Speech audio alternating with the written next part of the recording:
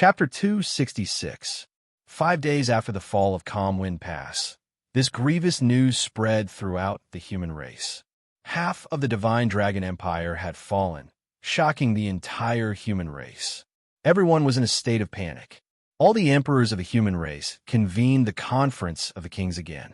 Although no concrete measures had been taken yet, a storm was brewing. Everyone could sense that the human race was about to make a big move. At this moment, a bonfire was burning fiercely in an unknown desolate mountain in the divine dragon empire, illuminating the ink-black night. It also chased away the bone-chilling cold. A small white pot was hanging over the bonfire. Gurgle, gurgle. The sound of boiling water came from the pot. It seemed like something was being cooked.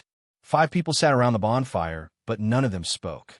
Hence, only the crackling sound of the fire burning could be heard in the forest. Everyone stared at the fire, not moving their eyes. For some reason, people could always stare at the fire for a long time. Fire, when it was very small and still under the control of human beings, was the greatest gift that God had given to human beings. When it was strong enough and out of the control of humans, it would devour humans. Fire was the most direct disaster that the gods gave to the world. Wang Yin heard the sound of the rising and falling tides and turned his head to look to the east. What came into view was a vast and misty sea. 5 days ago, this place should have been the inland region of the divine dragon empire. Wang Yin sighed and stood up with his hands on his knees. He walked to the bonfire and used a thin branch to poke the potatoes that had been cooking for some time. The branch pierced through the potatoes without any effort. The potatoes were cooked. Wang Yin scooped out the potatoes and distributed them to the people around the bonfire. They were his companions. Aside from him, there were 2 men and 2 women. One of them was Roar. Roar was still wearing his white helmet, but his helmet had long since been tossed away. The light from the fire shone on his youthful face, turning his light yellow hair orange. However, those eyes were deathly still.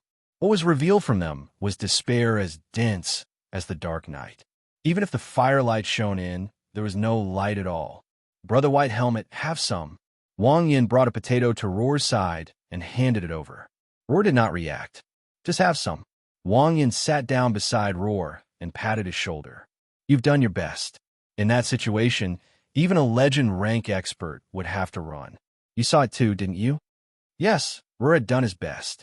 When the seawater surged into the Calm Wind Pass, countless members of the oceanic race followed the seawater in. They entered through the huge hole created by Jilin and rushed up through the tunnel of Pingfeng Fortress. Everyone was fighting with their backs to the wall. Those who wanted to run ran, and those who didn't fought with all their might to kill the enemy. Before they died, they would drag down 2 enemies with them, and at the same time, buy time for their brothers who wanted to run. At this time, there was no such thing as a deserter. Those who survived were all heroes. The moment Roar saw Jilin, his eyes turned red. His whole body trembled, and his teeth chattered. If possible, he would probably bite Jilin to death. He would use all the cruelest methods to kill this bastard who killed his family. However, he couldn't. The distance between them was still like the distance between heaven and earth. The sky was high and the ground was far away. No matter how much you struggled, you would not be able to reach it. The current Roar was no different from when Roar was young. Roar felt that he had walked very far in these years. However, when he saw the red disaster with his own eyes, he realized that he was actually rowing a wooden boat, trying in vain to cross the endless sea. Even if the wooden boat was corroded by the seawater, he would not be able to see the other side. This would not do. He still had to take revenge for his parents and grandfather. He had even promised Maine that he would go back and marry her after he succeeded in slaying the dragon. However, it was too strong. It was like a true disaster, a shadow that covered the world. It made people tremble with fear and unable to resist. Yes, the moment Roar saw Jilin and felt his terrifying aura, Roar was afraid. Immediately after, he felt ashamed of his cowardice and flew into a rage out of humiliation. How could he be afraid when his enemy was right in front of him? That was something only a coward would do. He was not a coward. He was a brave human. That was how it should be. Roar encouraged himself in his heart. Looking at the sea tribe rushing towards him, he pulled out the sword at his waist. Roar roared. White holy light lit up on the sword like a white torch. He rushed into the sea tribe like a white arrow rushing into the enemy's formation. He was unstoppable. The sword slashed left and right. Blood splattered everywhere it went. He rushed left and right like a wolf or tiger. He was incomparably brave. At this moment, he was no longer afraid. It was as if he was blessed by the gods. However, even so, in front of the endless sea tribe, he was really like a moth trying to extinguish a raging mountain fire. Although it was heroic, it was useless and insignificant. Unknowingly, his helmet had been knocked away, revealing his true appearance. The armor on his body had also become tattered and filled with countless wounds. His movements had also become slower because his right leg had been scratched by the sea tribe. 3 ghastly scratches appeared on his leg, and blood slowly flowed down his calf. He was about to be drowned by the sea tribe.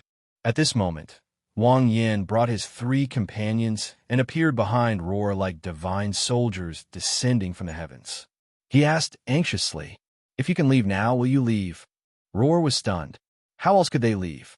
They were now in the enemy's formation and were surrounded by sea tribe monsters. It was an understatement to say that there was an ambush from all sides.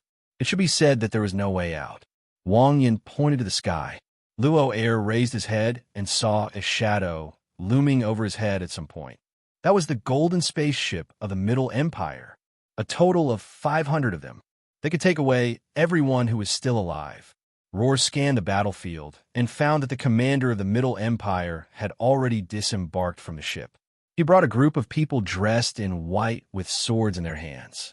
These sword-wielding men directly restrained the commander of Ping Fong Mountain Pass, and 4 of them carried him towards the ship. This was a wise move, because the commander of Ping Fong Mountain Pass was still struggling, saying that he would live and die with Ping Fong Mountain Pass.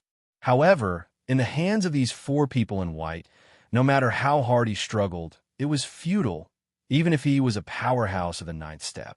Roar had stayed in the Middle Empire before and had come into contact with many important people of the Middle Empire. Thus, he recognized that these people in white were all disciples of Sword Mountain. These people were too unique. They were always so cold and expressionless. Just by standing there casually, they were like plum blossoms in the snow, indescribably arrogant and cold. These people were more like swords. What are you standing there for? Are you going or not? Wang Yin roared. Roar came back to his senses and turned to look at the red calamity. He gritted his teeth and said one word. Go. No matter what he wanted to do in the future, he had to ensure that he was still alive. This was a very simple principle. And when it came to principles, the simpler it was, the more important it was. In the end, Roar, Wang Yin, and the others boarded the Middle Empire spaceship. The spaceship flew towards the west. Roar stood on the deck of the spaceship and looked at the red megalosaurus that was the size of a small mountain. He knew that if he wanted to, he could catch up in an instant and shoot down these 500 golden spaceships one by one. But he didn't. He didn't even look in their direction. Luo Air thought to himself that this was great. He didn't care if these people died or ran away. Regardless of whether these people lived or died, they weren't worth a glance from him. It was like how humans looked at ants or how gods looked at humans. However, there will be a day when you will regret your carelessness and arrogance today. The setting sun dyed the clouds and the sky red. It was unknown whether it was because Jilin affected the weather or because too many lives had been lost or too much blood had been spilled. The sunset that day was exceptionally red, but it couldn't compare to Roar's eyes. Roar recalled the situation that day. He took the potato from Wang Yin and stood up. He looked at Wang Yin and said, "I want to go out to sea." Now, Wang Yin was shocked. Now that the sea was filled with oceanids, going out to sea now was no different from courting death. Yes, what are you going to do? I want to become stronger. I want to obtain power. I want to kill that dragon. I can't let him do whatever he wants. I have to kill him as soon as possible. Wang Yin and the others looked at each other and finally looked at Roar. It was as if they were looking at a lunatic. Chapter 267. Middle Empire's Palace. At the Imperial Study, the new Golden King, Liu, sat behind his desk, looking at the other four figures floating in front of him. Needless to say, they were the Sacred Monarch, the Hero Monarch, the War Monarch, and the Iron Blood Monarch. The five kings each guarded a corner of the continent, separated by tens of thousands of kilometers. However, at this moment, the third prince could actually sit behind his desk and meet with the other king's figures without going out. It was truly miraculous. This was a brand new technology that the Snow Wind Empire had obtained from developing Morag. Hero Monarch, tell us about the situation, the Sacred Monarch's figure said in a heavy tone as he rubbed his white sideburns. In the past year, the Sacred Monarch should have undergone the greatest change. He looked much older than before. Of course, this was because no one knew if his daughter was alive or dead. There was no news at all. There's nothing to say, the Hero Monarch said. Your understanding of the situation should be no less than mine. As for who knows more, it is still uncertain. The other kings exchanged glances, not saying anything. This was because the Hero Monarch was right. Which one of them had not planted spies in the Divine Dragon Empire? Which one of them had not bribed the Divine Dragon Empire's officials? Know yourself and know your enemy, and you will never be defeated. Everyone agreed with this saying. They had long since received news of Calm Wind Pass being breached. How many years? The Hero Monarch asked in a strange tone as he looked at Liu. The Golden King appeared somewhat embarrassed. He covered his face with his hand and coughed. The previous Golden King had said at the Second King's meeting that they had locked the Red Calamity in another world and should be able to trap it for a few years. A few years, my ass. Just a few days, all right? It is useless to say all this now. We can only say that his strength still exceeds our imagination. The third prince had been in power for a long time. The air of an emperor was already very thick on his body. Although the third prince had an amiable expression and tone, looking as gentle as jade. However, his every frown, every smile, and every action inadvertently revealed a great majesty. Even when facing the other four kings, he was not at a disadvantage. The other four emperors looked at each other and nodded in agreement with the Golden King. They wouldn't look down on the third prince just because he was young and hadn't been on the throne for long. At the end of the day, the Emperor of the Middle Empire was not someone that anyone could underestimate. But even without this, the third prince was still a ruthless person in the eyes of the other emperors. After all, this brother of his had personally taken down his father before he was promoted. A loving father and a filial son. What a tragedy. But then again, it seemed that all the previous Golden Kings were ruthless people. This generation was considered better. After all, not many of his brothers had died. Half of the Divine Dragon Empire has fallen. This alarm is loud enough. The warlord slammed the table. It's simply deafening. Indeed, we can't scheme anymore. Hearing the Iron Blood King's words, everyone frowned. It wasn't that what he said didn't make sense, but it was really too time-consuming. Yeah, the Hero King hurriedly added, the 200 golden spaceships the Middle Empire sent over this time is a show of sincerity. If not for the Red Calamity's sudden arrival, Fair Wind Pass probably wouldn't have fallen. It's just a pity. That's right. As long as the Red Calamity exists, things will always go beyond our expectations. It will bring us a painful calamity. The Sacred King said, the human race should completely unite and resist the calamity together. We can't hold back, the warlord said. He's not an opponent we can defeat, even if we hold back. The third prince lowered his eyes, but there was a glint in his eyes. He recalled how Jilin had swept through the Middle Empire's army on the day he helped him seize the throne. Although the third prince was on his side at the time, he still felt a little apprehensive when he recalled the scene that day. To be honest, when the third prince saw Jilin's massacre, he was a little worried that Brother Long might not be able to hold back and turn around and wipe them out. However, third young master soon discovered that no matter how many people Jilin killed or how many golden spaceships he destroyed, his golden eyes remained clear and calm. There was not the slightest fluctuation in them. He even remembered to be careful and don't destroy the capital during the battle. After a battle, Jilin really didn't damage a single building in the capital. However, when the third prince saw how calm Jilin was, he felt a chill in his heart. This was because he knew that human lives were not worth mentioning in Brother Long's eyes. This was a natural disregard. That's right. All the kings agreed with the Golden King's judgment of the Red Calamity. Only the War King's expression kept changing. After a long silence, he finally slammed the table. Even if your plan succeeds, will you be able to defeat the Red Calamity? The War King looked at the Golden King. I can only say that I'll give it my all, the Golden King said. This is the fate of the entire human race. We've staked everything on it, yet you don't have the confidence to win? The War King's eyes widened. You're not a suitable candidate. Since you also said staking, it means that you also know that this is a gamble. Since it's a gamble, there will naturally be winners and losers. What's so certain about winning? Besides, if possible, I also hope that the candidate isn't me, but you. The Golden King looked at the War King and said sincerely. Unfortunately, there's no such ifs. The War King was silent for a while. But as far as I know, you don't know how to fight. I can learn it now, the Golden King said casually. Learn it now? The War King was shocked. Will there be enough time? My uncle is the Sword Saint, the Golden King said confidently. There was another long silence. Fine. The War King finally gritted his teeth. I'll personally send the God of War armor to the Middle Empire. Thank you, War King. The Golden King stood up and bowed. For the current third young master, this was already the greatest gift of his life. The War King didn't say anything else and turned off his projection. The Golden King looked at the other three kings. I'll have someone send the Holy Spear over. The Iron Blood King turned off his projection as well. Although he stuttered when he spoke, he was very efficient when it came to doing things. The Golden King looked at the other two kings. We'll also send the Holy Grimoire over.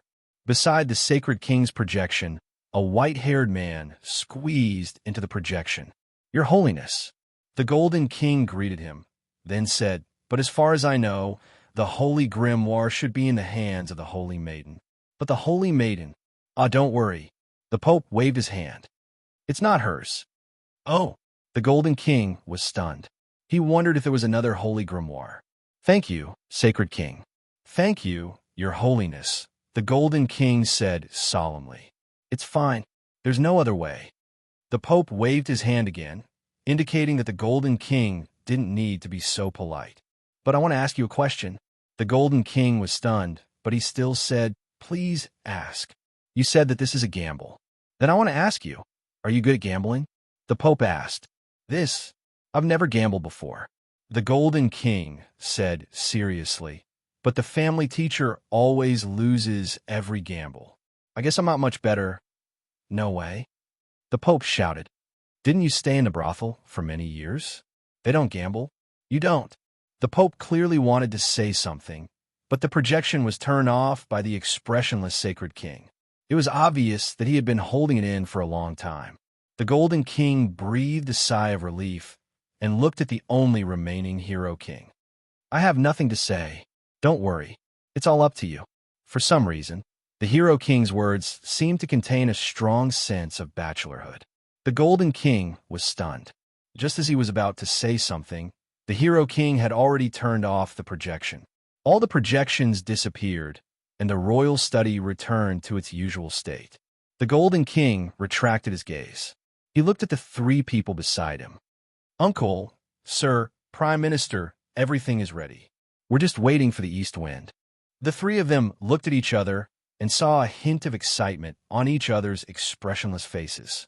The three of them stood up and bowed to the Golden King before turning to leave the royal study. Only Ouyang Ju was 2 steps behind. He turned around and bowed to the Golden King and said, The old minister has something to clarify with your majesty. The Golden King was taken aback and said solemnly, Sir, please speak. The old minister isn't someone who loses every bet. He just doesn't want to compete with the people for money. I see. I have misunderstood, sir. How sinful. The third prince was silent for a few seconds before replying with a chuckle. However, he was already cursing in his heart. Sir is really shameless. He can even say such things. Back then, it was unknown which old fellow had lost so badly in the casino that he was fuming with rage. Finally, he came to Spring Breeze Brothel to borrow money from a student. I chided him a little, and he even said righteously that he was doing as he pleased without overstepping the bounds. Sir is truly the leader of the literary world of the Middle Empire. His realm is extremely high. Chapter 268. In the sky above the divine Dragon Empire, Jilin grabbed Staya and Bane, following the guidance of the scale as they headed west. Below them, countless mountains and rivers flashed past like afterimages. Sometimes Bane would blink his eyes and miss two mountains. Not long later, Jilin descended from the sky. When his feet touched the ground, Jilin had already turned into his human form. Bane landed on the ground and rested for a while. When he looked around, all he could see was a dense forest that stretched as far as the eye could see. Bane thought to himself, this is really a desolate mountain. Even when standing on top of a mountain, I can't see any traces of humans. How remote is this forest? When he was young, Bane's experience of exploring ruins and hunting in the mountains made him develop the habit of observing his surroundings subconsciously. Even now, this habit was still rooted in Bane's bones. The forest was filled with the dense scent of wild beasts. This meant that the owner of this forest was a domain-type ferocious beast that was very confident in its own strength. It spread its scent everywhere in this forest.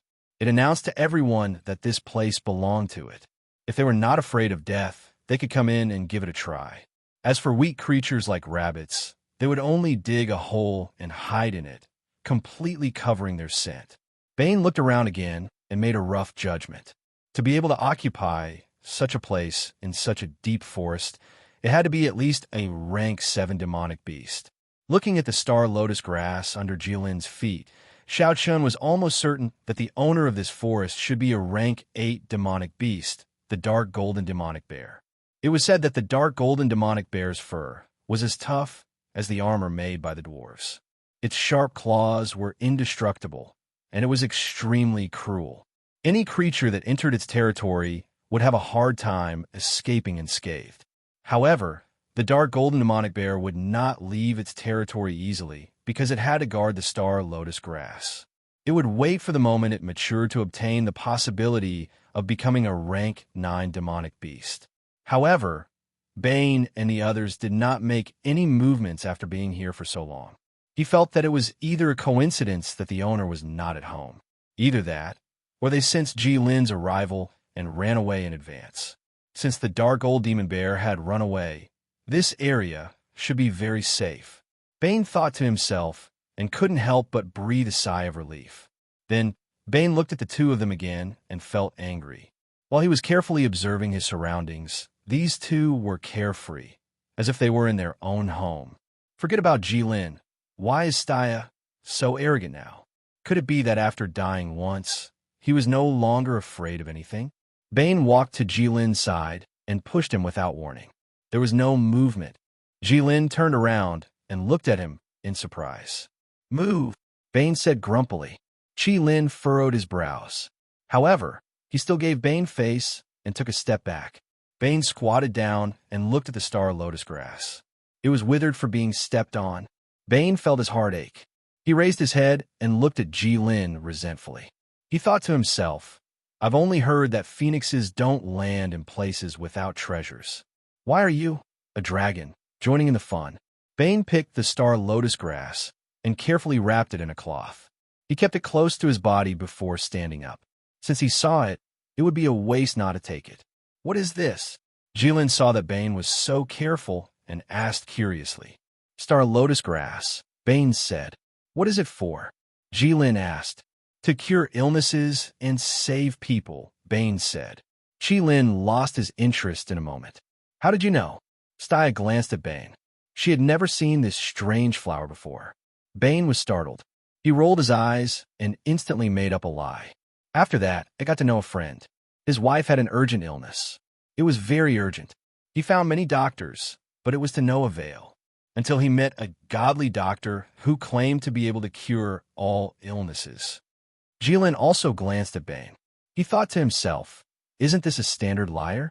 Which doctor dares to claim to be able to cure all illnesses? This is a liar. Staya obviously thought the same as Jilin. Yes, we thought so too. We also advised him a lot, but he didn't listen at all. We can understand. After all, when one is in a hurry, they will naturally try any doctor they can find. What did the liar say? Staya asked. He said that this illness is very strange. Normal methods can't cure it, unless we can find the star lotus grass. Bane said and shook his head. The godly doctor drew a picture of the star lotus grass and gave it to him. He copied a lot of it and gave each of us a copy to help him find it. I see. Staya nodded. Since that person knows about this strange flower, he must be quite capable. Staya stopped calling him a liar when she heard this. Maybe. Bane sighed. He looked a little sad. What do you mean? Staya was startled.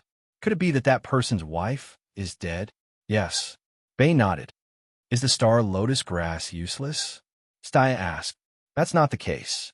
Bane smiled. Because we didn't find the star lotus grass at all, even if we tried our best. Even if we tried our best, his wife died after a few days. Staya was silent for a while.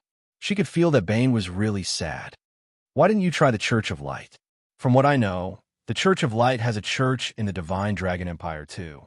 Even if medicine can't cure it, it doesn't mean that the Light Theurgy can't cure it. This time, it was Bane's turn to be silent. He thought to himself, I can't tell you that my friend's whole family belongs to the Red Dragon sect, and the Church of Light doesn't treat heretics. Bane knew that it was hard to lie, so he didn't say it. He only shook his head with a pained expression. Fortunately, Staya was gentle, kind, and considerate. She didn't ask any more after seeing him like this. Found it. Jilin's voice suddenly rang out. It immediately attracted Bane and Staya's attention. Bane turned around and suddenly saw that the scale in Jilin's hand was glowing brightly. In front of Jilin, there were layers of ripples in the void that was originally empty. It was as if a stone was thrown into a calm water surface. Is this the place where two worlds meet? I can go to the other world after passing through these ripples. Why is it here? Bane was shocked. He instantly guessed what was going on. This was because he had seen a similar scene twice before. The first time was in the Middle Empire when he saw the Great Universal Formation. The other time was when he followed Jilin to the Elf Island. Layers of ripples appeared out of nowhere in the air. That was a sign of space shaking. It was Staya's first time seeing such a scene. She wanted to take 2 steps forward to take a clearer look. However, Bane pulled her back. Staya turned around to look at Bane. Bane signaled her not to act rashly with his eyes. There was another world behind these ripples. Who knew what was going on in the other world?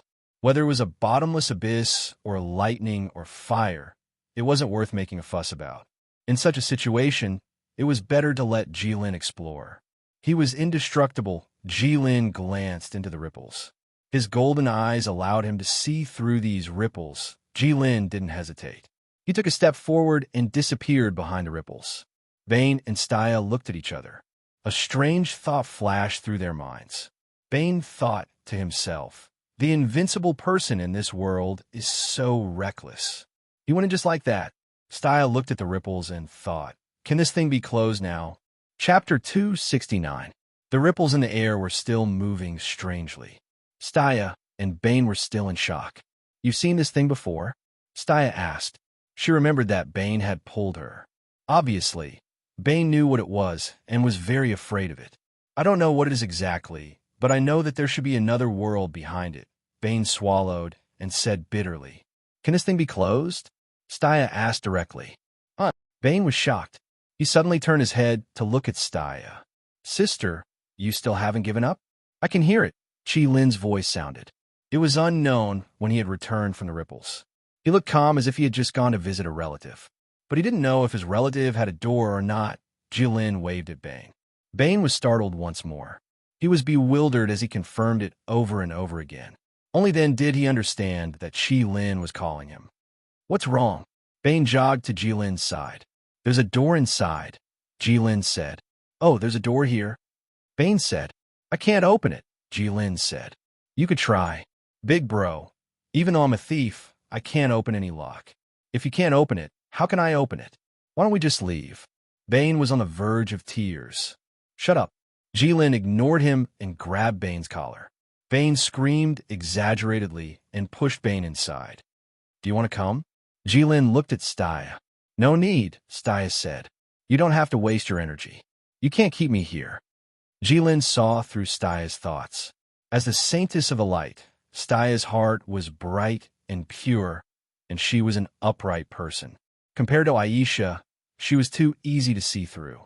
Jilin, are you really going to help all the races in the world and fight against the humans? Staya looked at Jilin.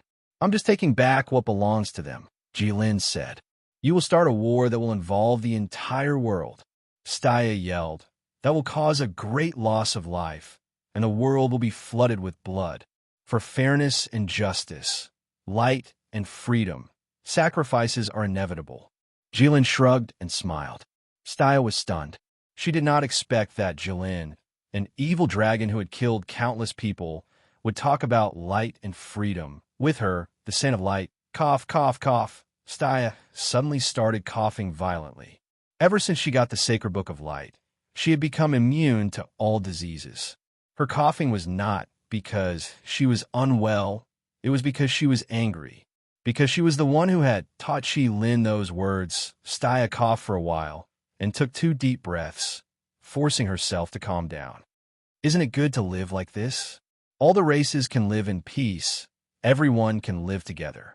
There's no need to fight to the death. There's no need to pay such a high price for light and freedom. No need, Jilin chuckled. Only the humans would think that everyone is living well in this situation. Other than the humans, the other races are not living well. They are just struggling to survive in places that the humans can't care about. The children of the beastmen don't have enough food to eat or warm clothes to wear. The dwarven craftsmen don't have any resources to make weapons because the mines have always been occupied by the humans. The Oceanids don't see the light of day all year round. You're being unreasonable. Staya started to understand. Jilin didn't know what he was talking about at all. He was just repeating what he had said to Jilin in the past. It sounded reasonable, but it couldn't stand up to scrutiny at all. He was twisting words and forcing logic. He wanted to find a foothold for himself. Why do you say that? Jilin asked. Am I wrong? I believe that the children of the beastmen don't have enough food to eat or warm clothes to wear. Their fur is so thick. Do they need to wear clothes? Some don't have fur. The Oceanids don't see the light of day. They live in the deep sea. They might want to see the light of day occasionally. The dwarves don't have any forging materials. The materials that they waste in a year can be piled up into a mountain. This time, Jilin was really speechless. Don't think that I don't know you. Would you go through so much trouble for such a reason? Would you run around so much for their lives? This is not your style. What are you trying to do? Staya stared at Jilin aggressively. She had enough.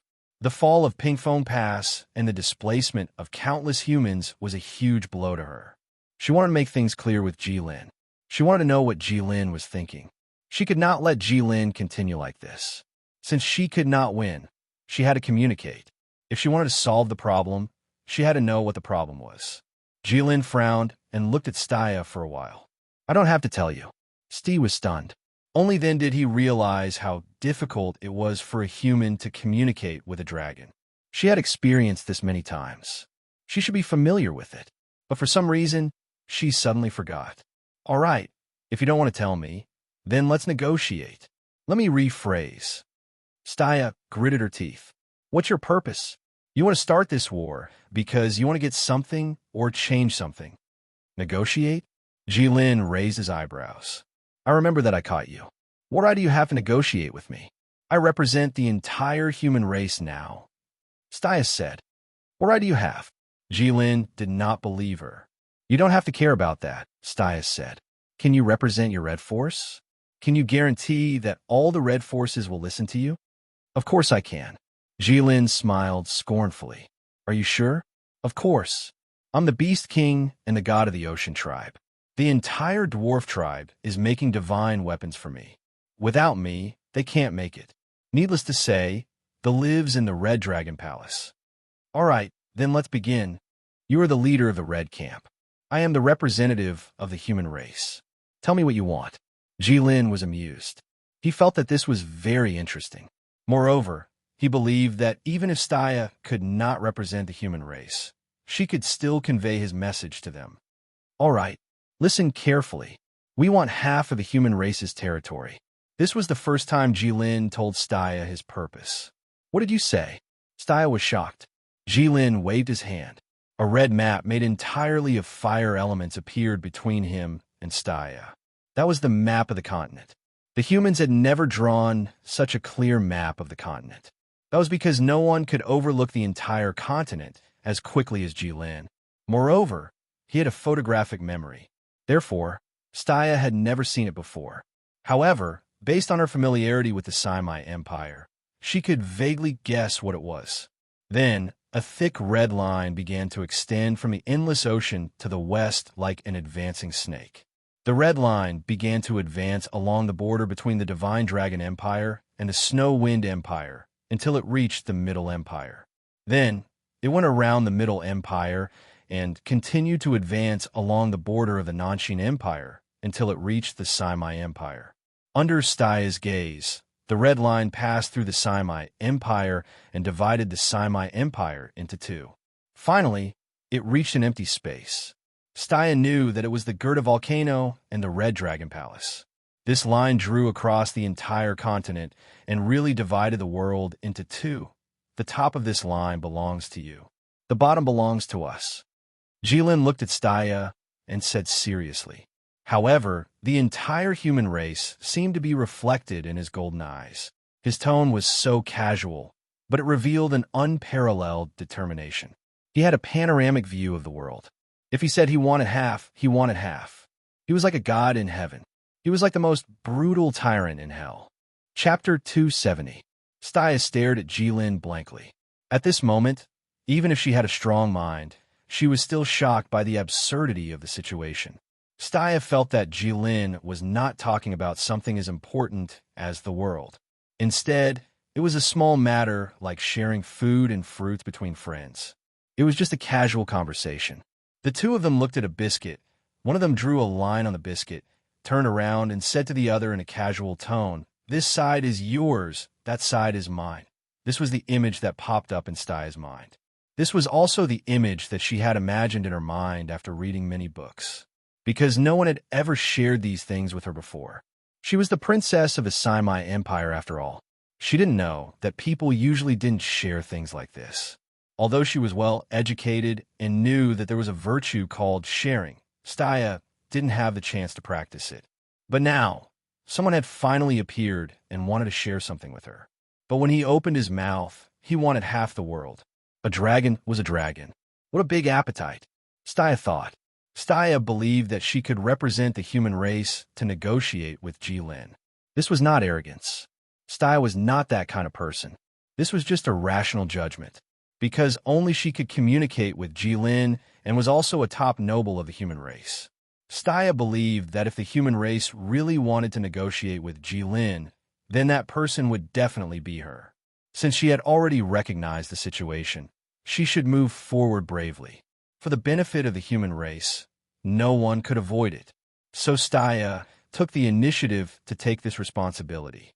The Knights of Light were so brave and righteous, so righteous. The Middle Empire said, "Don't be afraid of good or bad luck." It was probably referring to this kind of person. But no matter how righteous Staya was, she was a bit scared now. "That's impossible." Staya rejected immediately. "Then let's wait for a battle to the death." Jilin was not surprised. Of course, Staya's answer was not surprising. "You have no idea what you're going to do. You're just messing around. You're treating thousands of lives as a game." Staya panicked, because in her eyes, Jilin's expression was still so indifferent. Jilin said that it was a fight to the death, but from his smiling eyes, there was no way to see any intention of putting his life on the line. Staya knew that Jilin believed from the bottom of his heart that once a war broke out, the human race would only die. There was no need to talk about the word war. People wouldn't take a chicken, kill it, and eat it as a battle.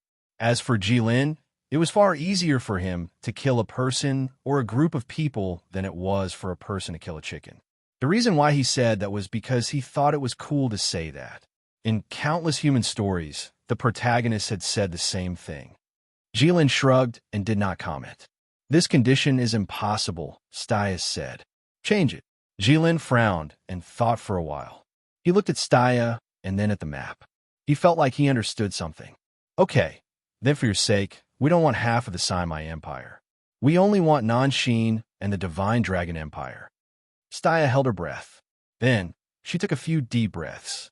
She didn't expect her reputation to be so great that it was worth half of the Saimai Empire. Of course, this was impossible. This only showed how much Qi Lin treated this matter as child's play. Or rather, he didn't take it seriously at all. Jilin, are you really going to do this? Staya asked. Of course. Just because of a whim?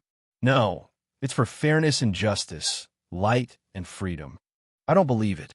Then what do you believe? I know you don't like the human race. You don't like the fact that the human race is so weak, yet they occupy the entire world. You don't like the fact that the human race is one of the living things, yet they call themselves the leader of all living things. You don't like the fact that the human race rides other animals and flies everywhere. You don't like the fact that the human race can fly in the sky without wings. You don't like the fact that the human race is even prouder than you. Just because you don't like it, you have to do this.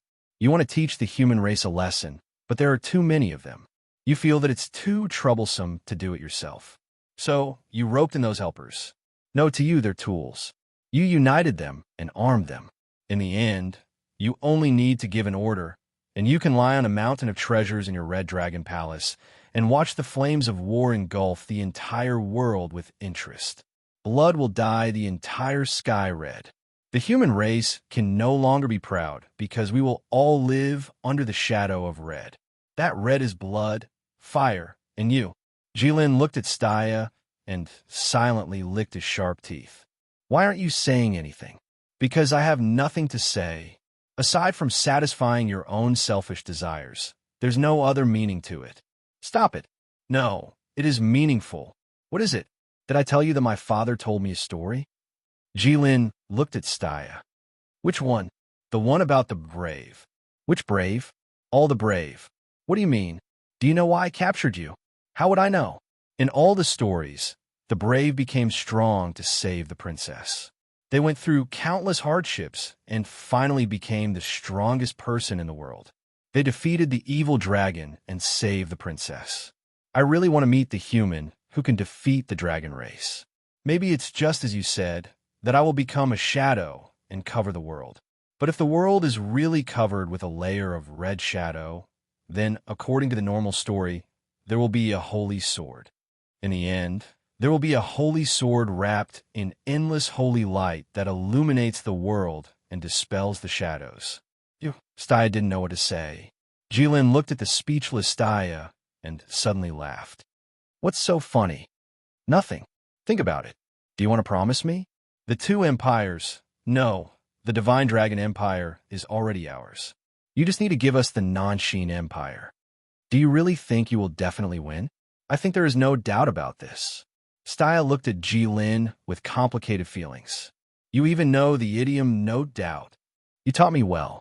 Your conditions are impossible to negotiate. Are you really not willing to take a step back? I said this is the bottom line. Then I'm leaving. Where are you going? Back to human territory. Why? Tell all the humans your intentions and then discuss it. Discuss how to give me the Nanshin Empire? No, discuss how to kill you. Ha, you hurt my feelings. Me too. Princess, I captured you. Do you think you can leave just like that? Try stopping me. Hey, that's too much. I'm worse than you. If you leave, how can I meet the brave? Without the princess, how can there be a fool who would risk his life to fight a dragon? You broke through Calm Wind Pass and shocked the world. Countless innocent people died. Many people dream of killing you. If there really is a brave who can kill you, they will be on their way to find you. Chapter 271. Jilin looked at Staya and suddenly felt that what she said made sense. But the problem was, if he let her go just like that, wouldn't all his efforts be in vain? What are you thinking about? Staya asked. She was very familiar with Jilin. When she saw that Jilin's expression was not right, she knew that he was hesitating. Jilin looked at Staya and sighed helplessly. Once again, he felt that he had caught the wrong princess. Look at the princesses caught by other dragons. They were all as delicate as little white rabbits. A little scare was enough to make her wail loudly and sit on the ground, wailing. Just a few more words like, "I'll eat you if you cry again," would make the princess cover her mouth and cry silently. That kind of princess was so delicate and pitiful that it could arouse the human race's desire to protect her. Look at the one he caught. Not only could she not be scared, she kept thinking of fighting with her life. Not only was she determined, she was also very brave. What kind of princess was this? The story of a hero saving a damsel in distress did sound beautiful and was very desirable. But there was a big premise. The hero had to be more powerful than this beauty. Then the hero would feel that he could save this beauty. Just like when Huang Rong was caught by Ouyang Feng, Guijing would chase her all over the country and swear to save Huang Rong, even if he did not have the confidence to defeat Ouyang Feng. This was called chivalrous and gentle. But if Yang Lianting knew that Invincible East was surrounded by 3,000 bandits, would he immediately take his sword and go to save Invincible East? No. He might think that Invincible East might be able to escape by himself. Jilin felt that this might be the reason why humans did not try to save Staya. They thought that Staya could escape by herself. "Okay, you can go," Jilin said straightforwardly. "Do you want to send you off?" "No need," Staya said and turned to leave. "No matter how you discuss, you can't kill me." Jilin looked at Staya's back and shouted, "You should seriously consider my conditions." "I can't," Staya answered without any hesitation. "You will die," Jilin said slowly. "People will die sooner or later. Isn't that what you said?" Steve did not even turn his head. Jilin looked at Staya's receding figure and sighed helplessly. He shook his head. "Do you know that dragons will never kill their own princesses? Because the brave one would eventually save the princess. The princess captured by the Megalosaurus would also obtain the happiness that humans yearned for. How wonderful. Unfortunately, you just don't follow the script." Once the princess walked out of the dragon's lair, whether she lived or died was none of the dragon's business. "You said that I did these things because I couldn't stand humans. I didn't refute you because you were right. However, I wasn't completely lying when I said that it was for the sake of fairness and justice. Goodbye, Staya. In the upcoming war, don't seek death." Jilin looked in the direction where Staya disappeared and said in a low voice. Staya could not hear. "Why are you only here now?" In another world, Bane was standing in front of a stone wall and carefully observing it. Suddenly, he felt something strange behind him. He quickly turned around and saw Jilin standing behind him through a layer of ripples. Bane quickly called out. He had been standing there for a long time. He was a bit scared. "Nothing, I just took care of some things. How's your research going?" Jilin pretended to be nonchalant. Bane was stunned. He stared at Jilin and suddenly asked, "What happened to Staya? How do you know it's about Staya?" Jilin was also very surprised. "You said it yourself." "When did I say it? Since we met you, you've done a lot of things." "Have I?" Jilin frowned and thought for a while. "Yes, although you've done a lot, you don't realize it at all, because you don't care about anything in this world. Only Staya matters in your eyes." Bane said with certainty, "Tell me, what happened to Staya? Did she fight with you again? Let you beat her half to death?" "Nonsense." Jilin was anxious. "When did I beat her half to death? That was the backlash from using God's descent and sacrifice. I didn't even touch her at that time. You've killed so many people, but how many did you really meet?" After Bane finished speaking, he suddenly fell silent. He suddenly remembered that he had seen one with his own eyes. The girl who was killed by Jilin with his own hands. Since then, Bane changed his nature of loving every girl he saw. When he was young, Bane liked the girls in the village. When he went to the town, he also liked the beautiful girls on the street. He liked the mature female boss who sold fruits. He also liked the lively and polite receptionist from the Adventurers Guild. He liked the Knights of Light who appeared in front of him like the sun, like divine soldiers descending from the sky. He also liked the witches who were surrounded by darkness and had a dangerous and evil temperament. However, he also liked the witches who had beautiful faces and hot bodies. That was the nature of human males. What gentle, kind, lively, quiet. What kind of understanding and gentle as water. It was all bullshit. They only liked one kind of girl, the beautiful ones. In other words, as long as they were beautiful, they would like them. As for the so-called love, it seemed to only exist in the pen of poets and writers, in the notes of music, in the stories, and in the human imagination. It just didn't exist in reality. If that was the case, then love would be the most successful, greatest, and most beautiful lie in the history of human beings. Bane thought so he didn't feel ashamed of loving every girl he saw. Instead, he felt that it was a natural thing. So whenever he saw the girl who was as white as snow, he naturally liked her. But later, the white girl was lying in the snow, as if she was one with the snow. Red blood flowed out of her body, as if a red flower bloomed on the white ground. Bane suddenly understood that this was the so-called maturity. You had experienced a lot and been hurt. Naturally, they would feel pain. Naturally, they would become sensitive and cautious. You would start to be indifferent to others and keep a distance from others and the world.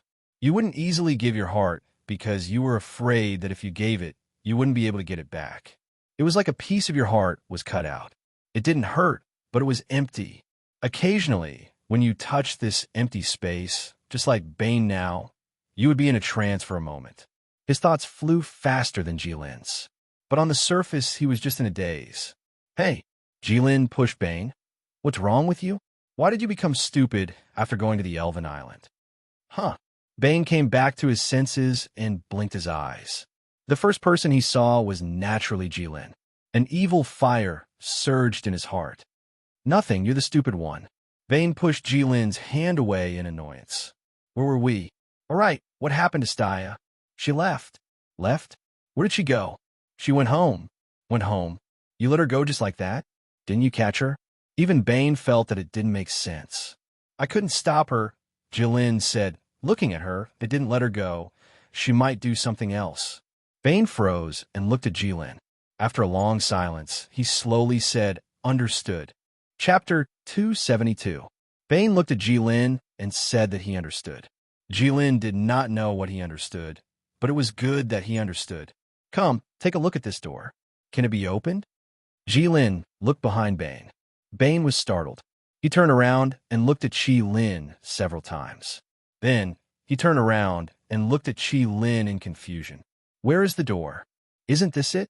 Jilin pointed at the stone wall behind Bane. Big brother, according to the habits of us thieves, if you want to open the door, you must at least know where the lock is. Is this a door? This is a stone wall. Where did the lock come from? It can't be opened. Jilin looked at Bane strangely. In his eyes, this was clearly a door. But this guy actually said that it was a wall. Jilin suddenly understood. It was because this door was too big. It was so big that it exceeded human understanding. When a human stood before it, they could only see a very small part of it. They would mistake it for a wall or a mountain. On the other hand, Jilin was incomparably certain that it was a door at first glance. That was because it was a door of the Dragon Clan. A door for the dragon to pass through. Jilin touched the blue scale. The scale suddenly lit up and a bright light shone. Bane could not help but squint his eyes and tilt his head. Countless slender rays of light suddenly appeared, slithering around like snakes. They covered the door in front of Jilin and the ground around him. It was like a dream. Jilin looked up and saw countless amounts of water floating above their heads. It was as if there was a huge bubble covering them, blocking the water. They seemed to be at the bottom of the sea where there was no water. Jilin became very irritated. The fiery megalosaurus was at the bottom of the sea. What the hell was this? This is... Bane was so scared that his face turned pale. With so much water floating above their heads, it made one feel uneasy. As the scale lit up, the water floating above their heads began to move slowly. Then the door began to move. The ground trembled and the mountains shook. The rumbling sound made Bane's eardrums hurt. Bane covered his ears tightly. Under Bane's nervous gaze, the mountain moved away automatically. It revealed a grand passage behind it. The gap between the ceiling and the ground was as high as a mountain. This was the first time that Bane saw a Dragon Clan building, so he was a little uncertain. This is a Dragon Clan building? Bane looked at the passage, then turned his head and asked. Yes. Jilin nodded. Although he had never seen it with his own eyes, it was in the clan bloodline inheritance that was passed down. No wonder they say that the dragon race is lazy. Today, I've seen it for myself. Bane watched for a while and could not help but sigh. What do you mean by that? Jilin was a little angry. Look, they put in so much effort to not have to open the door themselves. Jilin was speechless. The Dragon Clan's building was simple and unadorned. It was heavy and grand, unlike humans who like to carve flowers on the walls. Its biggest feature was its size. It was so big that it could swallow mountains and rivers. It was grand and magnificent. Even if Jilin reverted to his true form, he could still walk in this passageway without worrying about bumping into his head. Or maybe he was worried that his head would accidentally destroy the building. They walked along the passage until they reached the end. The passage was not long for Jilin. There was nothing much to say about the process. It was very peaceful. At the end of the passage was a circular hall. There were only a few pillars supporting the dome in the hall. Other than that, there was nothing else. It was obvious that this was not a place for living. If it was for humans, there would be bedding, pillows, and beds. If it was for dragons, there would be a lot of gold and silver treasures. However, there was none of that here. This is empty. Bane looked around and blurted out. Once he was with Jilin and the others, he would speak without thinking. It was as if as long as he was with the three of them, he would instantly turn back into the simple young man of the past and give up his ability to think. Jilin rolled his eyes at him and did not say anything. He did not believe that there would be nothing here after spending a lot of effort to lure him here. Jilin placed the scale in the air. Water began to seep out from every corner of the hall. The water gradually gathered around the scale and slowly formed a huge figure. Bane looked at the figure and then at Jilin beside him. If it was not for the fact that the figure opposite him was not holding a human, Bane would probably think that there was a mirror in front of him. In fact, the dragon made of water looked very different from Jilin. However, Bane felt that they were very similar. This was a divine resemblance. Just like the wyverns of the divine dragon empire, no matter how similar they looked to Jilin, as long as one had eyes, one could tell that they were two different species. However, this water dragon and Jilin seemed to be carved from the same mold. How many years has it been? An incomparably ancient voice sounded. That voice made one feel that its owner must have experienced countless stories and traveled through time to come here. Bane looked at Jilin. He knew that this was not Jilin's voice, but he still looked at Jilin because he and Jilin were the only living beings here. He saw that Jilin was staring blankly at the dragon made of water. Only then did he realize that it was really the water dragon that was talking. You're finally here. The water dragon let out a sigh. A descendant of the dragon race has come here in person and is holding the scale of the sea race's inheritance. Have you already exterminated the sea race? Bane swallowed a mouthful of saliva as he felt goosebumps on his back. Not only could this water dragon speak, but it also had consciousness.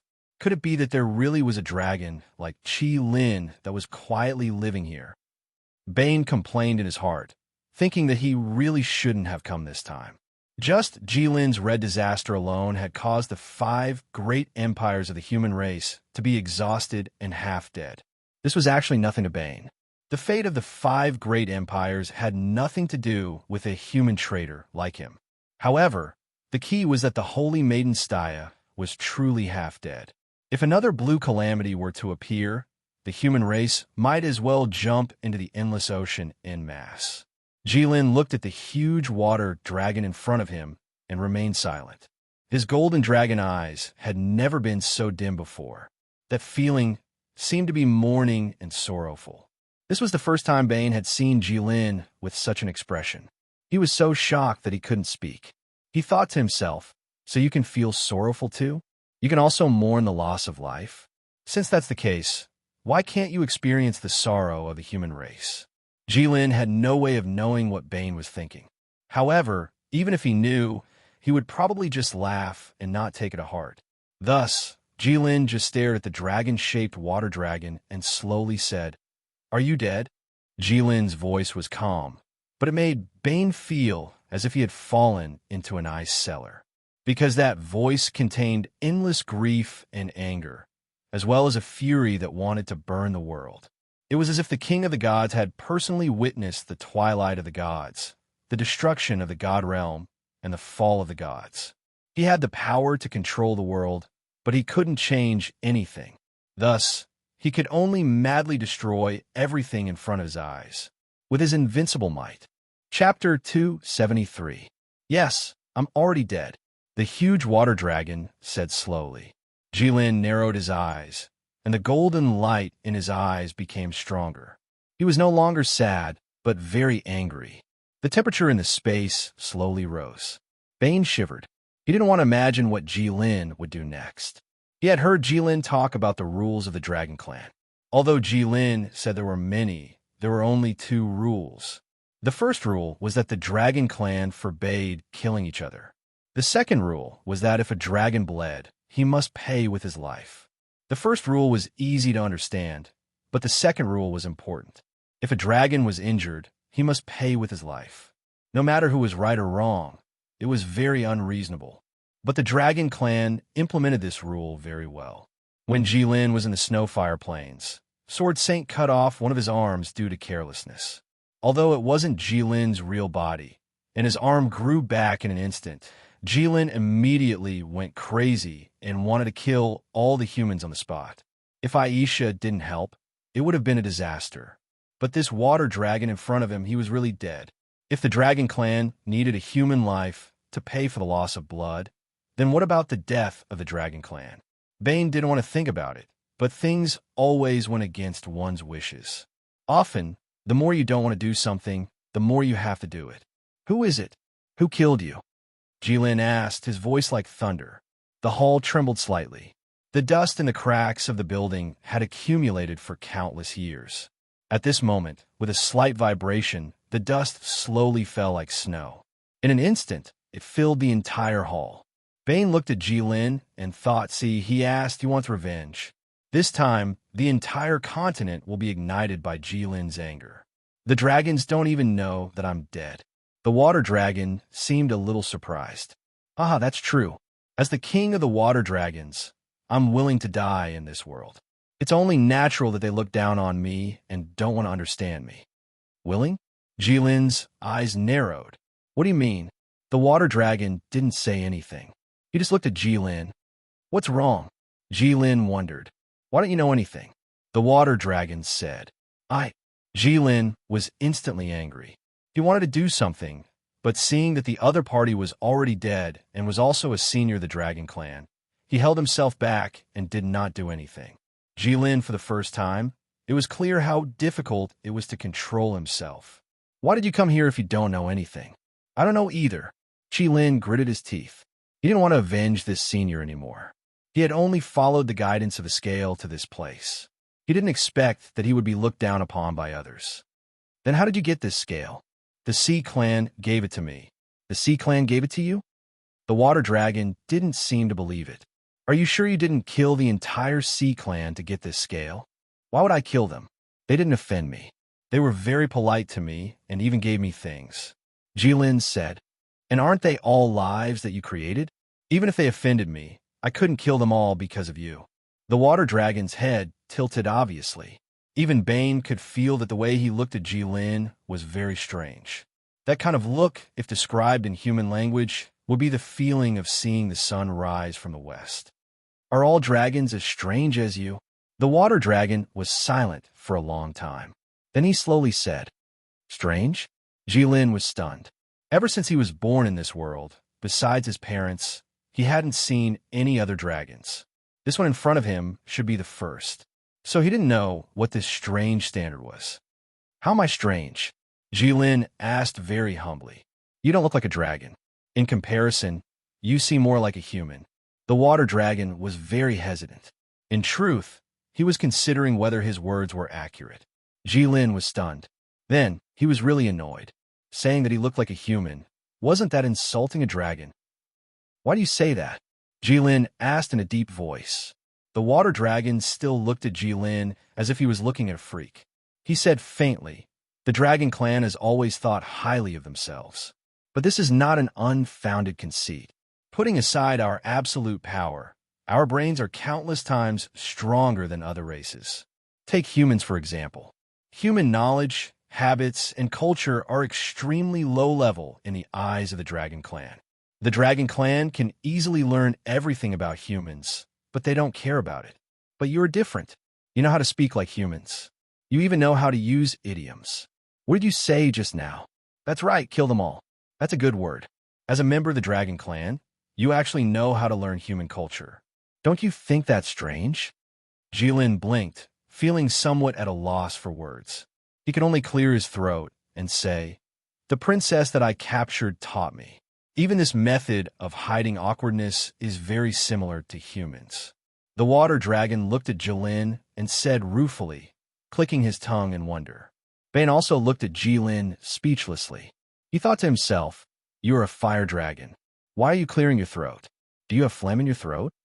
"I came here following the dragon scale's guidance. In other words, you asked me to come here.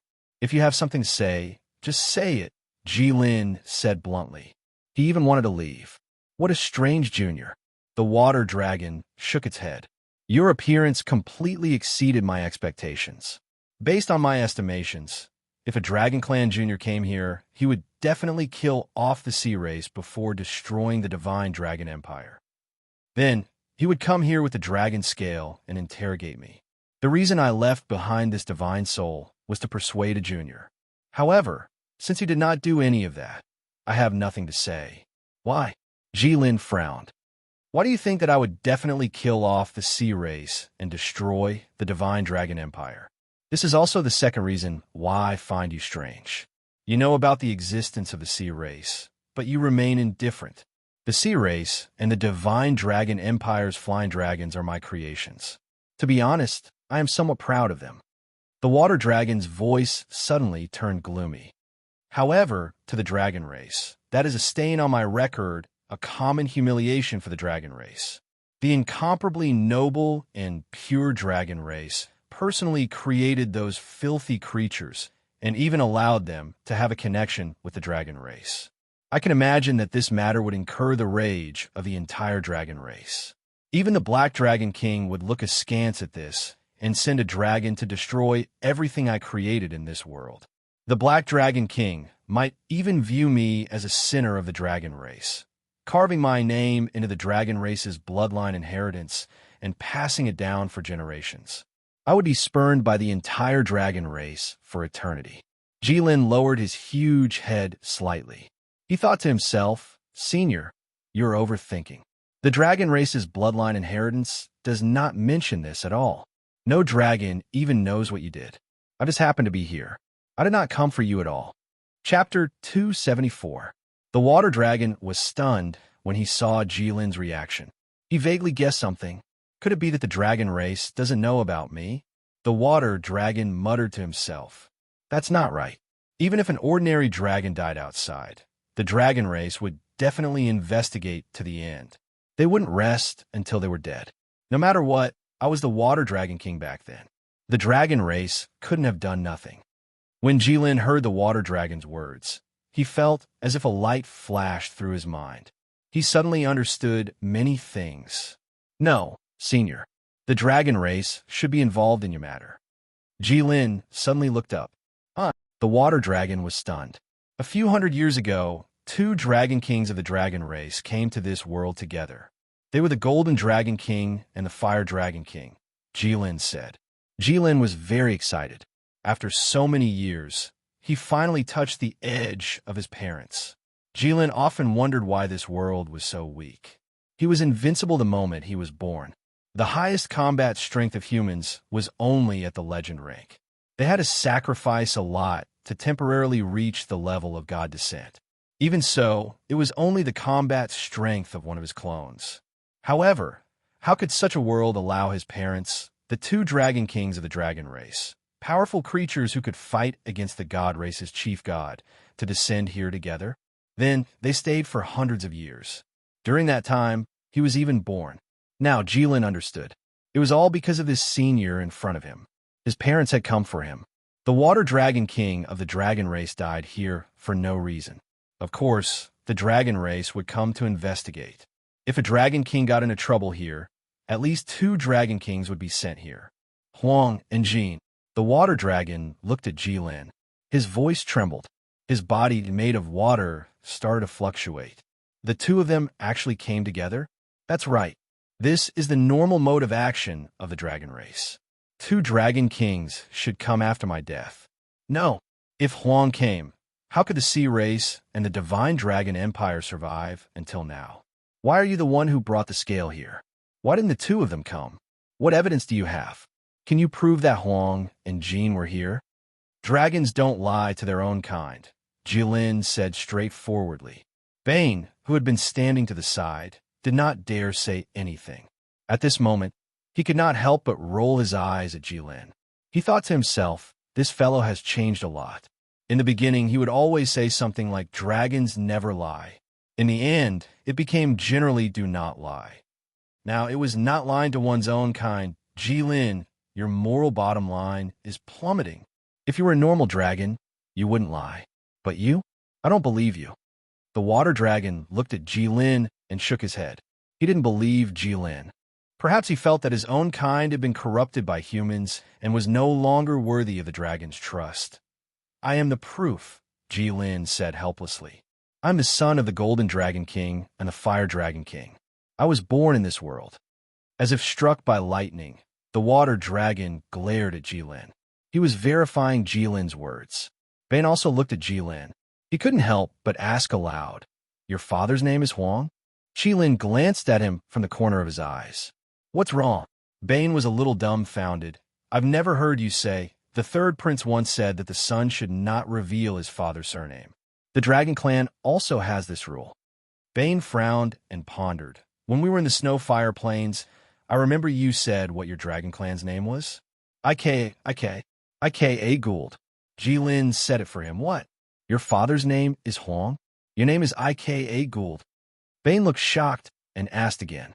Jilin narrowed his eyes slightly, holding Bane's right hand with a little force unconsciously. What's wrong? It's nothing. Bane laughed and hesitated for a while. Finally, he couldn't help but say, it just doesn't sound like you're related by blood.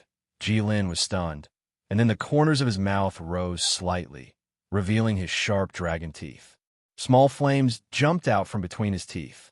It was a ferocious and cruel smile of the Dragon Clan. Bane trembled and swallowed his saliva. Jilin couldn't control his anger. How angry was he? Bane only knew that the humans who angered Jilin to this extent seemed to have all died in the end. Jilin also felt from the bottom of his heart that it didn't seem impossible to kill this human just like that. Fortunately, the Dragon Clan had a photographic memory. Even if he was furious, Jilin still remembered that Bane had risked his life to save Staya and made great contributions to the Elf Island alone. Therefore, Jilin didn't really kill Bane. The Dragon Clan's king has a fixed name. No matter what he was called before, as long as he inherits the Dragon King's position, he will also inherit the Dragon King's name. The Fire Dragon King's name is Huang.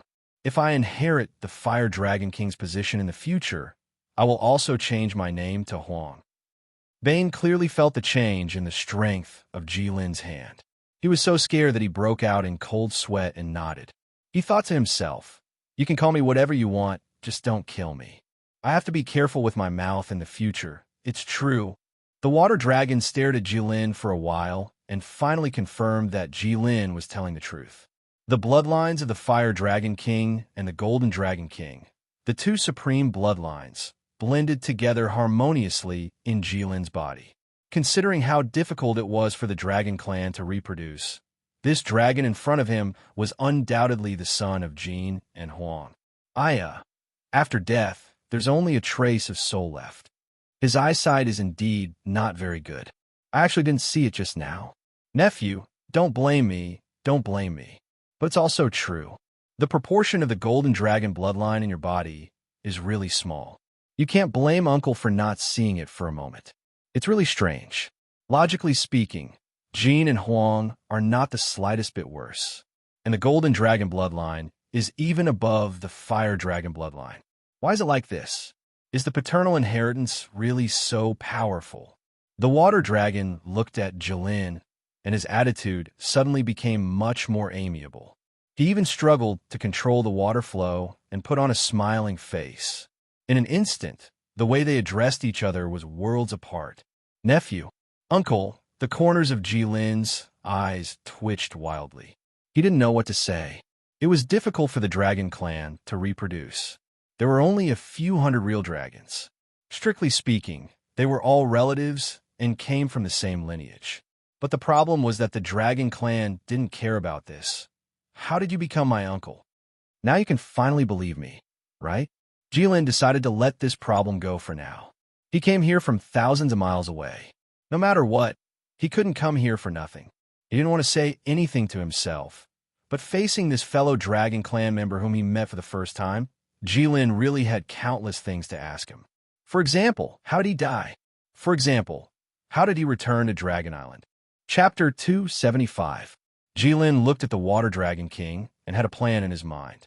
The Water Dragon King looked at Jilin and clicked his tongue in wonder. Huang and Jean were the standard dragon clan, the role models of the dragon clan. How could they give birth to such a weirdo? Was the world really like what humans said? Most things would go in the opposite direction when they reached an extreme. The two most dragon-like dragon kings gave birth to a son who didn't look like a dragon. That's not right. The Water Dragon King suddenly remembered something. Since Huang came, how could the Sea Clan and the Flying Dragons still live in the world? He was the most hot-tempered dragon king in the Dragon Clan. He was famous for not being able to tolerate sand in his eyes. He couldn't tolerate the lives I created to ruin the reputation of the Dragon Clan. Jilin and Bane looked at each other, thinking that they were back to the topic. I don't know. Jilin shook his head. When those two were looking for you all over the world, I wasn't even born yet. Impossible, the Water Dragon King said. If they really wanted to find me, it would be too easy. It wouldn't take them half a day to find me, but I didn't see them. This can only mean that they didn't come to find me. But looking at you, they seem to have left again. This means that they already know the cause of my death. A dragon king has fallen. There must be an explanation. What did they know? They didn't even come to see me and left. Are they so confident that they can convince all the Dragon Clan and the Black Dragon King to settle this matter? They're all gone. Why are you here? Jilin was stunned by the sudden question. Newly born dragons need to grow up alone in order to establish their understanding of the world, so my parents left me here. The Water Dragon King was stunned for a few seconds. Who told you that? The bloodline inheritance told me. Is there anything wrong? Haha, the Water Dragon King began to laugh out loud without warning. Countless bubbles appeared out of thin air on his body made of water. It seemed to be boiling. I understand. I understand. The Water Dragon King laughed and said intermittently, What do you understand? Jilin asked with a frown. He wondered why the senior was so troublesome. Water Dragon King laughed for a long time before stopping. He looked at Jilin and said, Don't you find it strange? What's strange? Jilin asked. It's not easy for the Dragon Clan to reproduce, and our numbers are small.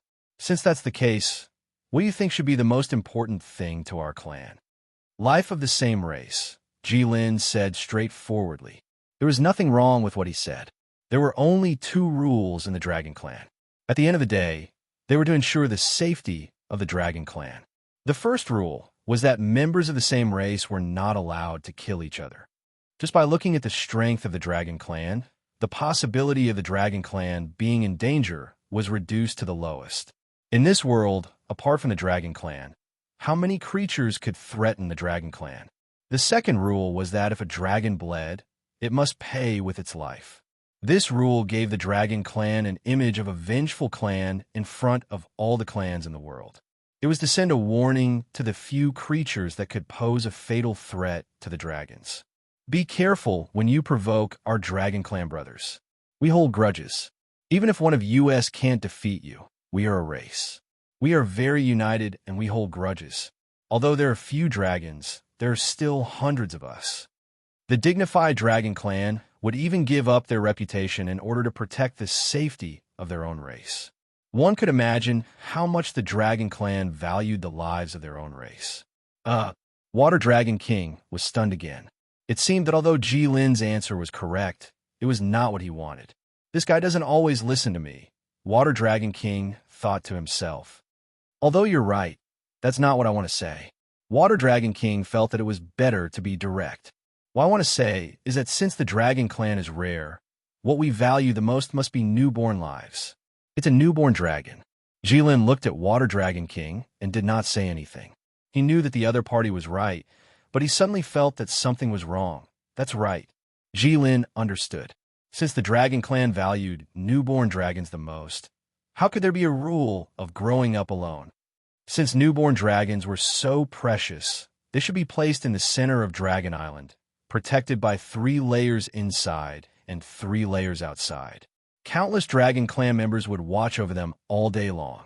Even the Dragon King would have to take a few glances every day to be at ease. How could they be like this, throwing them in a place far away from Dragon Island and not caring about them? This did not make sense. Could it be? Jilin looked at Water Dragon King and had a terrifying guess in his heart, but he could not say it out loud. Yes. Water Dragon King looked at Jilin and nodded. He knew that he had guessed it. The Dragon Clan does not have a rule that newborn dragons have to grow up alone. The newborn dragons of the Dragon Clan grow up in the deepest part of Dragon Island, the Dragon Nest. That is the safest place in the world. When a dragon is born, the Dragon Nest is personally guarded by the Black Dragon King. At that time, the number of dragons there has never been less than 200. Bane secretly clicked his tongue. He thought that the Dragon Clan was too cautious. 200 dragons like Jilin did nothing but guard a newborn dragon. Was there a need for that? Furthermore, there was also that Black Dragon King. That name sounded awesome, all right? What were you guarding against with this lineup? Do you think a supreme god like the God of Light would steal your little dragon? Even if he did, even a god like the God of Light would have to wipe the cold sweat off his forehead and leave as soon as he saw such a lineup.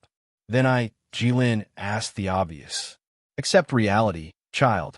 The Water Dragon King had a sympathetic expression on his face. You were cheated by your parents. They heartlessly threw you into this place. How pitiful. I really did not expect that one day the Dragon Clan would have an abandoned baby. But my bloodline inheritance will not lie to me. Jilin did not want to believe that his parents would cheat him. Although the Water Dragon King's words were indeed impeccable, Jilin still wanted to refute. Haha.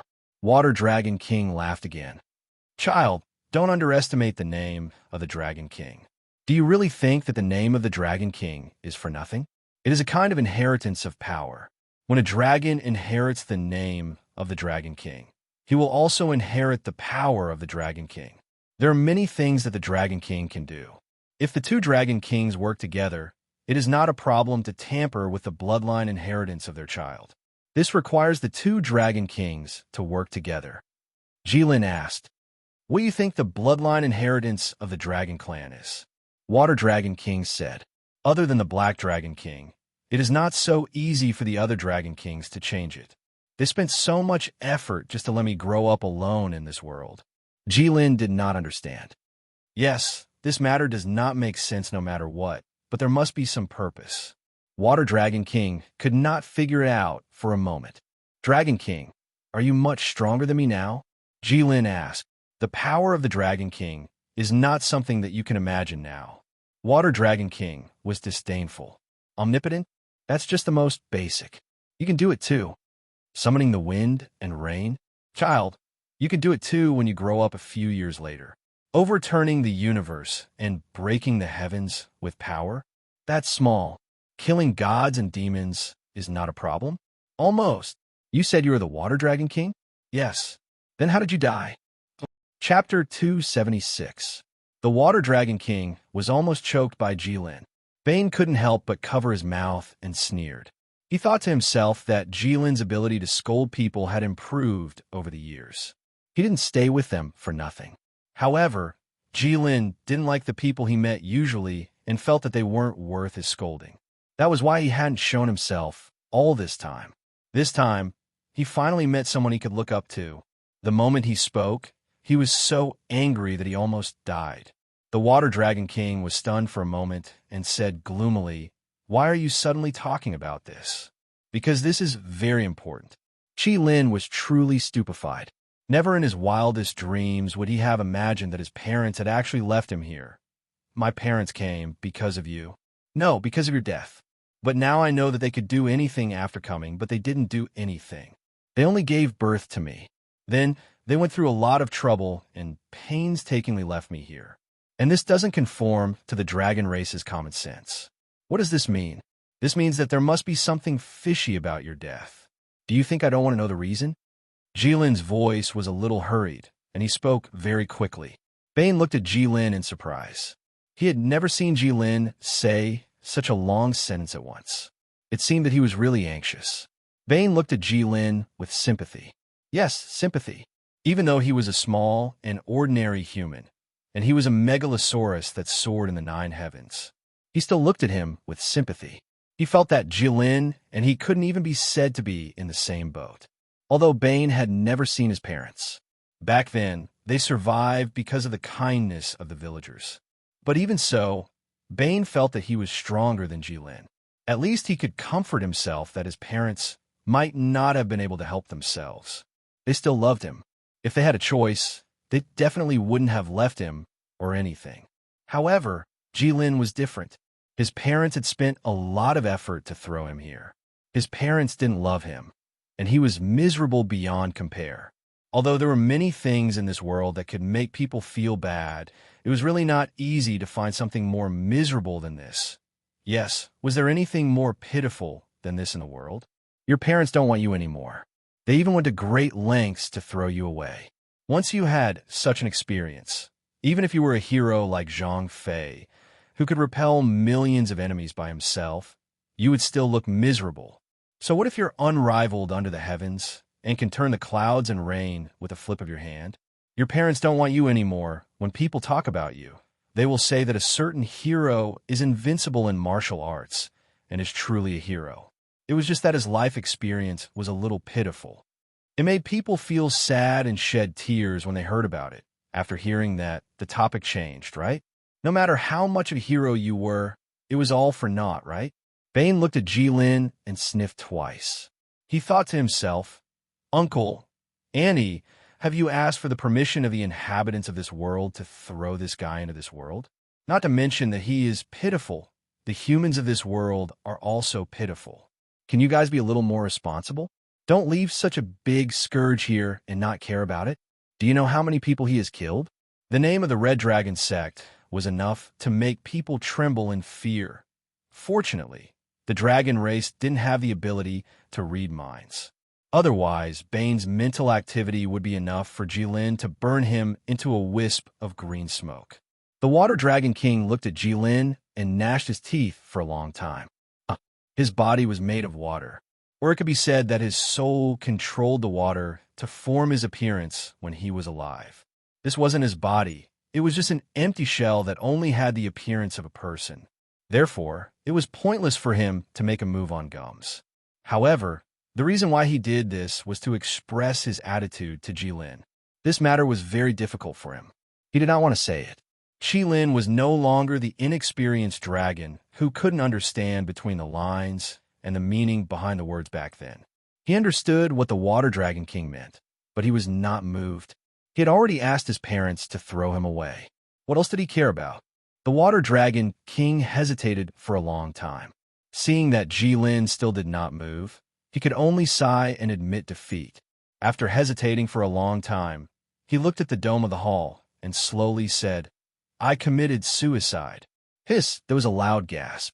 In this world, only Jilin could suck in such a big breath of cold air. Jilin was stunned. This answer was beyond his imagination. The Dragon King actually committed suicide. Could it be that there was something he could not let go of? How is this possible? The dragon race never had the option of suicide. As everyone knew, the longer a creature lived, the more afraid of death they were, because they felt that their lives were more valuable. A person could exchange their life for another person's life. Not only did they feel that it was not a loss, but they could also proudly say that they could drag another person down with them before they died. However, the dragon race would not think so, because their lifespan was as long as the heavens. They could witness the passage of time. Something more precious than the dragon race's life? What was that? He had never heard of it. What? Jilin's voice was hoarse as he roared in a low voice. Suicide. Why did you do it? Hey, don't be so agitated. The Water Dragon King made a gesture of picking his ear. You look very similar to Huang when he was young. You have a fiery temper, as if you want to ignite the world. Is it the natural mission of the fire dragons? Jilin panted heavily and ignored the Water Dragon King's nonsense. Suicide was the most intolerable thing in the dragon race, because every dragon was the most precious treasure to the dragon race. Naturally, the death of one would cause the entire race to mourn and be sad for a long time, not to mention the Dragon King. However, while Jilin was burning with anger, he suddenly thought of something. Perhaps this was the only way to explain his parents' abnormal actions. Why did they come all the way to this world and do nothing? They did not take revenge for the Water Dragon King, nor did they burn this world into a sea of fire to vent their anger. Because he committed suicide, there was no enemy to kill. Why did they come to this world to investigate the cause of the Water Dragon King's death? But they did not even come to this hall and did not communicate with the Water Dragon King's soul. Because he committed suicide. Huang and Jin, like Jilin, hated the Water Dragon King for not fighting for him. They did not want to talk to him. But even so, why did they leave him here? Jilin racked his brains, but he was suddenly stunned. After that, he started to scan the entire hall. His golden eyes glowed brightly, as if he was searching for something. What are you doing? My treasure is not here. The Water Dragon King was stunned and hurriedly said. Bane shook his head speechlessly. He thought that the dragon race was indeed the same, greedy for money. Even in death, this one was still concerned about his treasure. However, looking at Jilin's anxious look, he was afraid that he would really plunder the Water Dragon King's inheritance in front of his soul. This was too unreasonable. Where are your dragon bones? Why aren't they here? Jilin looked at the Water Dragon King and shouted loudly. His voice was incomparably urgent. He gritted his teeth as if he wanted to choose someone to devour. He looked even fiercer than when he heard that the Water Dragon King had committed suicide. Chapter 277. Jilin looked around the hall several times. His golden dragon eyes were fully activated, and his eyes were brighter than the most dazzling lights in the human world. The originally empty hall seemed to have two piles of torches out of thin air. Bane couldn't open his eyes. These two golden dragon eyes were the only characteristics that the Golden Dragon King's bloodline left to Jilin that could be seen from his appearance. It was the most obvious characteristic of the Golden Dragon bloodline, and also the most powerful means. With the Golden Dragon eyes fully activated, Jilin could even see what the two ants on the ground were doing, what was on the other side of the wall, and whether the ground under his feet was sand or stone. However, even with his fiery eyes of truth, Jilin was still unable to find what he was looking for in this hall. The Water Dragon King knew what Jilin was looking for and began to fall silent. Bane knew that Jilin wasn't after the inheritance and couldn't help but breathe a sigh of relief. Where are your dragon bones? Jilin couldn't find them after a few rounds. Seeing that the Water Dragon King didn't speak, he asked again. Bane was a little puzzled. He thought that the so-called dragon bones should be the bones of this guy in front of him, or rather, it should be his corpse. His corpse was gone, but he wasn't worried. You shouldn't be either.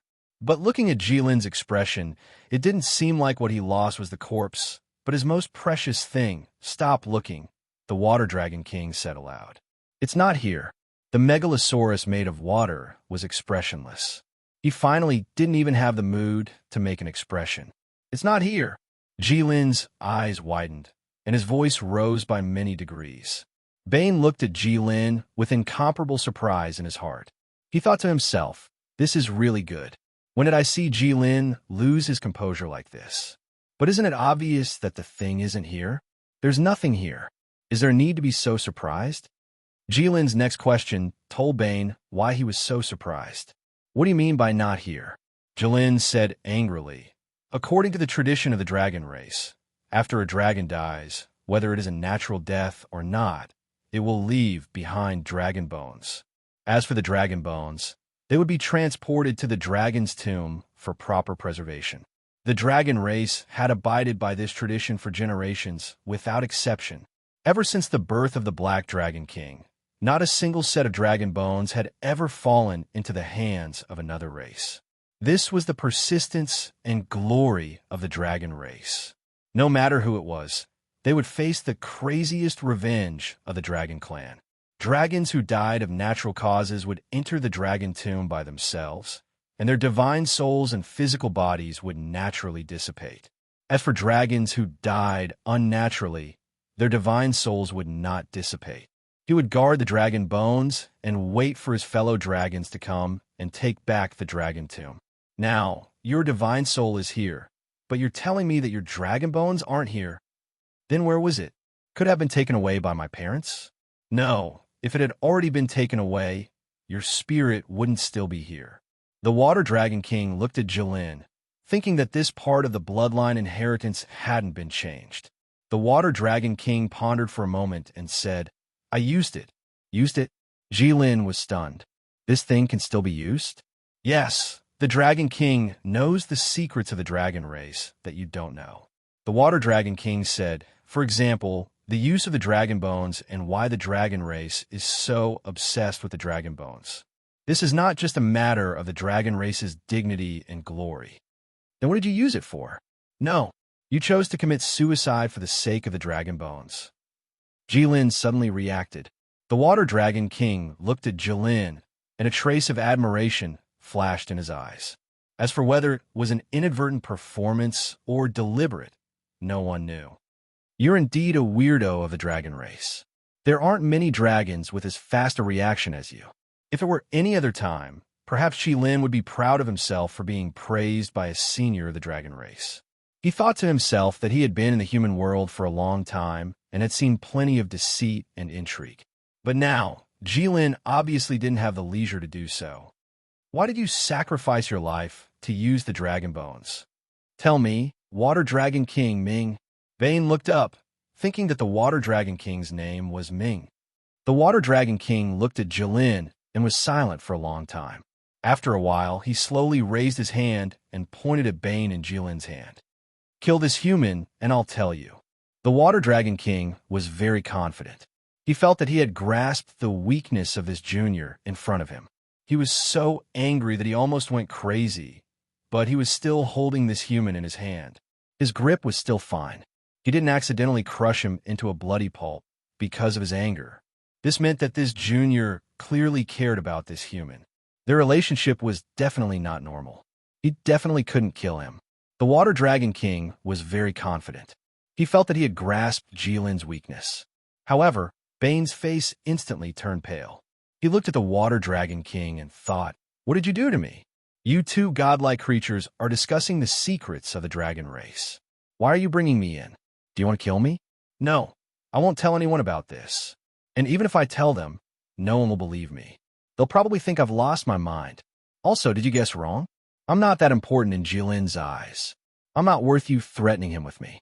Putting all the humans in the world together, he only cares about Staya. I'm only familiar with him by looking at his face. In Jilin's eyes, I might have a special position compared to other humans. I could say a few words to him and make him promise to do 2 small things for me. But compared to the dragon bones you mentioned, I'm not worth mentioning at all. Jilin didn't even hesitate. I know you don't want to talk about the dragon bones. Jilin also knows. Your wishful thinking is indeed earth-shattering, but it has been wrong from the very beginning. If he really cared about my life, how could he let me barge into the Duke's mansion in the Snow-Wind Empire alone, enter the palace in the Middle Empire alone, and go to the Elf Island in the Endless Sea alone? Sigh? Thinking about it like this senior's life is quite interesting. Damn, come on. This senior can die without regrets. Damn, people say that accompanying a king is like accompanying a tiger. That's nothing. This senior's companion is a dragon. From the day I found out about Jilin's true identity, this senior knew that this day would come. Come on, In Jilin's hands, Bane lowered his head and closed his eyes, waiting for death. He was one of the humans who understood Jilin's strength the best, so he didn't think of struggling. Moreover, he was still in Jilin's hands. Even if he wanted to run, he had no chance. Bane believed that Jilin could give him a quick death. However, Jilin didn't crush Bane into a pool of blood like he thought. Instead, he tilted his head and looked at the Water Dragon King, nodding slowly. "Sure." Jilin nodded and said, "Since Senior isn't willing to say, I'll come again next time." The Water Dragon King was stunned. He didn't expect Jilin to give up so easily. He had a bad premonition. "What are you going to do?" the Water Dragon King asked. Jilin had already turned to leave. At this moment, he stopped and looked back at the Water Dragon King. "I'll go out now and kill all the flying dragons of the Sea Race and the Divine Dragon Empire. When the Sea Race and the Divine Dragon Empire are gone, I'll come back to visit Senior. I hope that Senior can tell me where the dragon bones went." Stop. Chapter 278. Jilin stood still and did not look back. A smile quietly appeared on his face. He knew that he had made the right bet. The Water Dragon King cared about the so-called Sea Race and wyverns. After all, they were creatures created by him, and the Water Dragon King asked about these two things when they met. It could be seen that these two things must be extraordinary in the eyes of the Water Dragon King. There were many doubts and contradictions in this. It was definitely not as simple as being bored. There must be something behind the Sea Race and wyverns. The Water Dragon King used Bane to threaten him not to ask. He used these two creatures to threaten the Water Dragon King and made him tell the truth. Now it seemed that the effect was remarkable. The Water Dragon King could not hold back his anger. Although you were a senior of the Dragon Clan and a Dragon King, it is indeed a bit inappropriate for you to do this.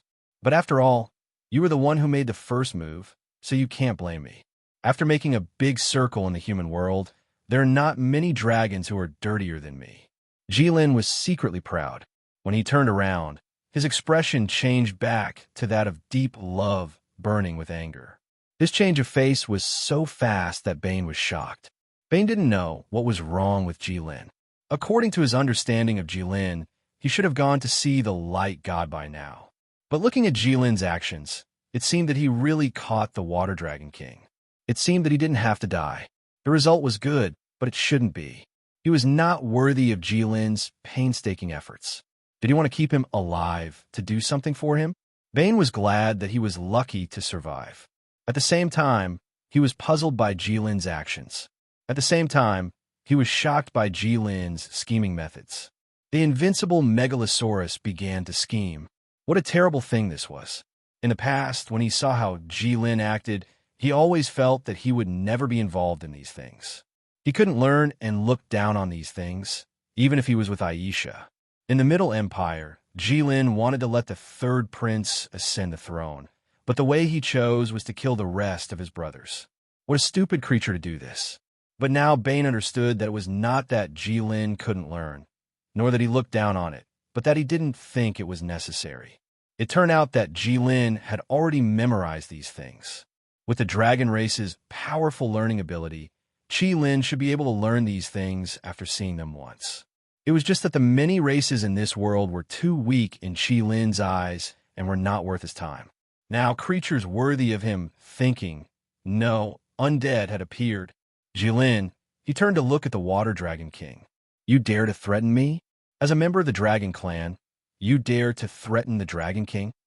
The Water Dragon King looked at Jilin as if he wanted to deter Jilin with a ferocious expression. Endless water vapor began to evaporate and roll endlessly, as if symbolizing the anger of the Water Dragon King. The momentum was terrifying. The momentum and expression created by the Water Dragon King with the water flow were indeed scary enough. At least, Bane felt that it was quite scary. But in Jilin's view, it was just a bluff, strong in appearance but weak in reality. You shouldn't be the Water Dragon King now, right? Jilin said casually. How can the position of the Water Dragon King be vacant? The Water Dragon King suddenly fell silent, and even the rolling water vapor seemed to stop for a moment. He understood that Jilin was right. Senior Water Dragon King, I am helping you. Jilin looked at the Water Dragon King and said earnestly. Bane frowned, thinking, are you going to take the tragic route? But you are not suitable. Help me? The Water Dragon King suddenly chuckled. I'm already like this. Do I still need you to help me? That's not how it is. Look, Jilin began to lay out the facts and reason. You are the Water Dragon King, and you should be a role model for all dragons. In the end, you committed suicide. This impact is not too good. Under such circumstances, if your dragon bones are still lost outside and cannot return to the dragon tomb, you will break the tradition and glory of the dragon clan for countless years. What will your fellow dragons think of you? You will be scolded by the future generations of the dragon clan. Now, the fact that you committed suicide can't be changed, but you can let me take back your dragon bones. This way, it won't be a big mistake. Bane was dumbfounded as he listened. He thought to himself, has he learned to exaggerate his words? Aren't there only a few hundred dragons? How can he be a role model for all dragons? The Water Dragon King was silent for a while and slowly said, I will bear my mistake. I don't need you to correct or redeem it. Even if the Black Dragon King says that I am wrong, I don't care. I think I am right. Jilin didn't speak. Now was not the time to argue with him about whether he was wrong or not. The dragon bones have been used by me. I can't let you take them back to the dragon tomb, the Water Dragon King said. If you take them away, I won't die in vain. Jilin didn't speak. No matter what, the dragon bones could not be lost outside. Even if he was an abandoned baby of the dragon clan, he still insisted. You have a good relationship with this human, right? You actually hesitated when I asked you to kill such an insignificant human. You are really a monster of the dragon clan. The Water Dragon King suddenly looked at Bane. In the dragon clan, there are only 1 in 100 who is willing to get close to humans and truly value human lives like you. Jilin still didn't speak because this was nonsense. Moreover, the Water Dragon King said that he valued human lives. He didn't know if the humans who died in his hands agreed. Bane calculated. 1 in 100. In other words, there were only a few. You're really reserved with your words. All right, you passed my test. The Water Dragon King suddenly said loudly. If you didn't hesitate to kill this human just now, I really wouldn't tell you. But now, I believe that you, who are also close to humans and are willing to communicate seriously with them and don't treat them as ants, should be able to understand my thoughts. When you understand the truth, you won't want to take the dragon bones away because it concerns the lives of countless people. Jilin sneered in his heart. Impossible. The dragon bones must be taken away. I don't understand your thoughts. I don't want to get close to humans and talk to them. Compared to the dragon clan, humans are ants. I placed the dragon bones at the easternmost part of the continent, at the border with the sea, buried deep underground and hidden in a large array, the Water Dragon King said. Jilin blinked. He wanted to immediately turn around and leave to dig out the dragon bones and put them away. He believed that as long as he was given a general area, he would definitely be able to find the dragon bones. No matter how deep it was buried, no matter which array it was hidden in, he would be able to find it. But Jilin was suddenly stunned and didn't move, because he felt that this place was a bit familiar. Jilin glanced at Bane and found that he was also looking at him with a shocked expression. East of the continent, border with the sea, wasn't that the location of Calm Wind Pass? Jilin came to his senses and looked at the Water Dragon King in shock. How? How could he have buried the dragon bones underground and let humans build Calm Wind Pass on top of it? No, Calm Wind Pass wasn't built by humans. With the current level of humans, they couldn't build such a tall wall. Calm Wind Pass was as tall as the mountains and as steep as the clouds. The wall was extremely smooth without a single crack. This wasn't something that humans could build on their own. They needed the help of wyverns. And wyverns were created by this guy in front of him. Moreover, the number 1 pass under heaven sounded nice, but it was actually the tallest, longest, and sturdiest wall. It was extremely simple and unadorned. The only thing special about it was that it was big and sturdy. This wasn't the style of a human's building. Jilin thought of this and looked around. It was very similar to the style of this place. So Calm Wind Pass was built by the dragon race. He was sure that Calm Wind Pass was built by the Water Dragon King. Even if he didn't do the work himself, he must have checked it himself. Jilin was very sure. You buried the dragon bones there and built a wall on top of it? Jilin asked to be on the safe side. However, his expression had already become extremely strange. Oh, the Water Dragon King was stunned. You've been there? I did build a wall. That guy, George, even gave it a very nice name, Calm Wind Pass. George? Jilin's heart was in a mess. He couldn't remember who George was for a moment. After calming down, he remembered. Wasn't that the name of the human on the golden contract? According to Staya, he was the first hero king, right? Oh, when I think of the days when I built the Divine Dragon Empire with George, I still feel a little excited. The Water Dragon King sighed when he mentioned the past. How is it Calm Wind Pass?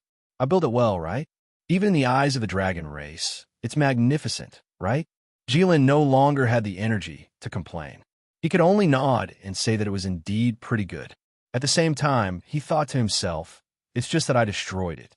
Senior, you spent so much effort to build it. I'm really sorry. As for the other important points, Jilin did not care much about them. Jilin had already guessed that the Divine Dragon Empire was established by the Water Dragon King and the humans from their conversation earlier. He built the Calm Wind Pass at the border of the Divine Dragon Empire. He created the wyverns protecting the empire. Furthermore, with the name of the Divine Dragon Empire, everything was very clear. There was nothing much to say. Jilin knew about the legend that the first hero king and the Divine Dragon built the Divine Dragon Empire together. However, Xiao Chun had not expected that this Divine Dragon was really of the same race. Speaking of which, Xiao Chun should have thought of this long ago. Of the 5 great empires of the human race, each had its own monarch and title. They all had their own theories, all of them reasonable. When one heard this title, one would think of how the empire was built. The Saimai Empire's sage monarch. Just by hearing this title, one would know that this person was extremely wise and mighty, a virtuous ruler. When one heard this title, one would want to kowtow. There must be a large group of virtuous people willing to follow him. Becoming an emperor and building an empire was logical. The Snow Wind Empire's Iron Blood Sovereign. This title inspired fear just by looking at it. He was definitely a ruthless person who always said, leave no prisoners alive and bury them on the spot. After hundreds of battles, it was very reasonable for him to build an empire. The Middle Empire's Golden King. Needless to say, this person was very rich. In the human world, what cannot be done with money? The Southern Exian Empire's War Sovereign. This person was the descendant of the war god. There was nothing surprising about him ruling a human nation. The Divine Dragon Empire's Hero King. This was the name that sounded the most resounding, but it was also the most confusing. How was he a hero? No one knew. Everyone only knew that the Divine Dragon Empire was built by the Hero King and a dragon, the two of them. One person and one dragon did not make any sense. They built an empire just because they said so. It seemed like the human strength was negligible. In that case, the focus was on this dragon. What kind of dragon was so impressive? Now, there was an answer. The dragon race's Water Dragon King. Everything was logical. After all, this was an unrivaled existence whose strength even Jilin could not imagine. It was very reasonable. No wonder the Divine Dragon Empire had a way to control flying dragons. However, there are also things that did not make sense. You built the Divine Dragon Empire? Jilin asked. The Water Dragon King nodded repeatedly. You created the sea race. Jilin asked again. The Water Dragon King nodded again. Then, these two factions fight each other all year round. Once a year, at a fixed time, never stopping. Do you know that? Jilin asked. The Water Dragon King remained silent for a while before finally nodding. The purpose of creating flying dragons was to help humans resist the sea race. Without the flying dragons, humans could not stop them. No wonder the sea race views the flying dragons as their natural enemy. No matter how strong the sea race is, they will flee at the sight of the flying dragons, unable to resist at all. I originally felt puzzled. Even if they were natural enemies, they would not be so dead. They simply did not give them a way out. Now, I understand. So it was all you're doing. However, what does this count as? Jilin felt puzzled. The humans have a saying, both the palm and the back of the hand are meat. This counts as having no other choice, the Water Dragon King said. The Dragon King's might is overwhelming. Even you had no other choice? Jilin asked. Junior, your words are really annoying. The Water Dragon King shook his head. Huh? How do you know so much? It seems like you saw it with your own eyes. Do you know how I obtained this scale? Jilin asked. Although it is called a gift, it is actually a reward from the sea race for moving the flying dragons away from Calm Wind Pass. What? How did you move the flying dragons? The flying dragons have a trace of the dragon race's aura and instinctively obey me. There was a long silence. The air seemed to be dead silent. Calm Wind Pass was broken? Yes. What about the Calm Wind Formation? It was also broken. Impossible. The sea race could at most cross Calm Wind Pass. They could not break the Calm Wind Formation. It was you, wasn't it? It was you who broke the Calm Wind Formation, wasn't it? The Water Dragon King lives up to the name of the Dragon King. You're so perceptive. Jilin felt a little guilty in his heart and hurriedly offered a compliment. This is really retribution. So much effort and planning was all for naught. Black Dragon King, is this my punishment? Jilin lowered his head slightly. The Water Dragon King's current appearance was extremely miserable. If he used human words to describe it, it would be heartbroken. Looking at him, if possible, he wanted to die again. The sea water did not cross the land? The Water Dragon King looked at Jilin and asked. Jilin nodded. Did the people suffer heavy casualties? Jilin was startled. The Water Dragon King did not say humans, but people. Did he treat those humans as his own people? Jilin shook his head. How is that possible? The Water Dragon King did not believe it. The sea water had already flooded the land. Humans could not fly. How could there not be heavy casualties? Half of the Empire's people should have died. His question was just a casual question. It's really not heavy. I've already ordered the sea race not to hurt innocent humans. There are also human legends watching from the side, Jilin said. The Water Dragon King was startled. He looked at Jilin with admiration and nodded repeatedly. Good. I didn't misjudge you. You do value human lives. Bane was dumbfounded. He looked at the Water Dragon King and then at Jilin. He thought to himself, Lord Water Dragon King, you made a mistake. Chapter 279. The Water Dragon King looked gratified. He looked at Jilin as if he was looking at his own son. He seemed to be saying that he lived a lonely life with the dragon race. No dragon understood him. They did not know why he was close to humans. It did not feel good to be the only one sober when everyone was drunk. However, it did not matter. Fortunately, the dragon race has you. You understand me. We are also close to humans. Although you tore down the city wall that I built with my life, it was an unintentional mistake. I do not blame you. Your nature is still good. Bane could see so many emotions from one look. It could only be said that the Water Dragon King's ability to control water was unfathomable. However, Bane did not care about this.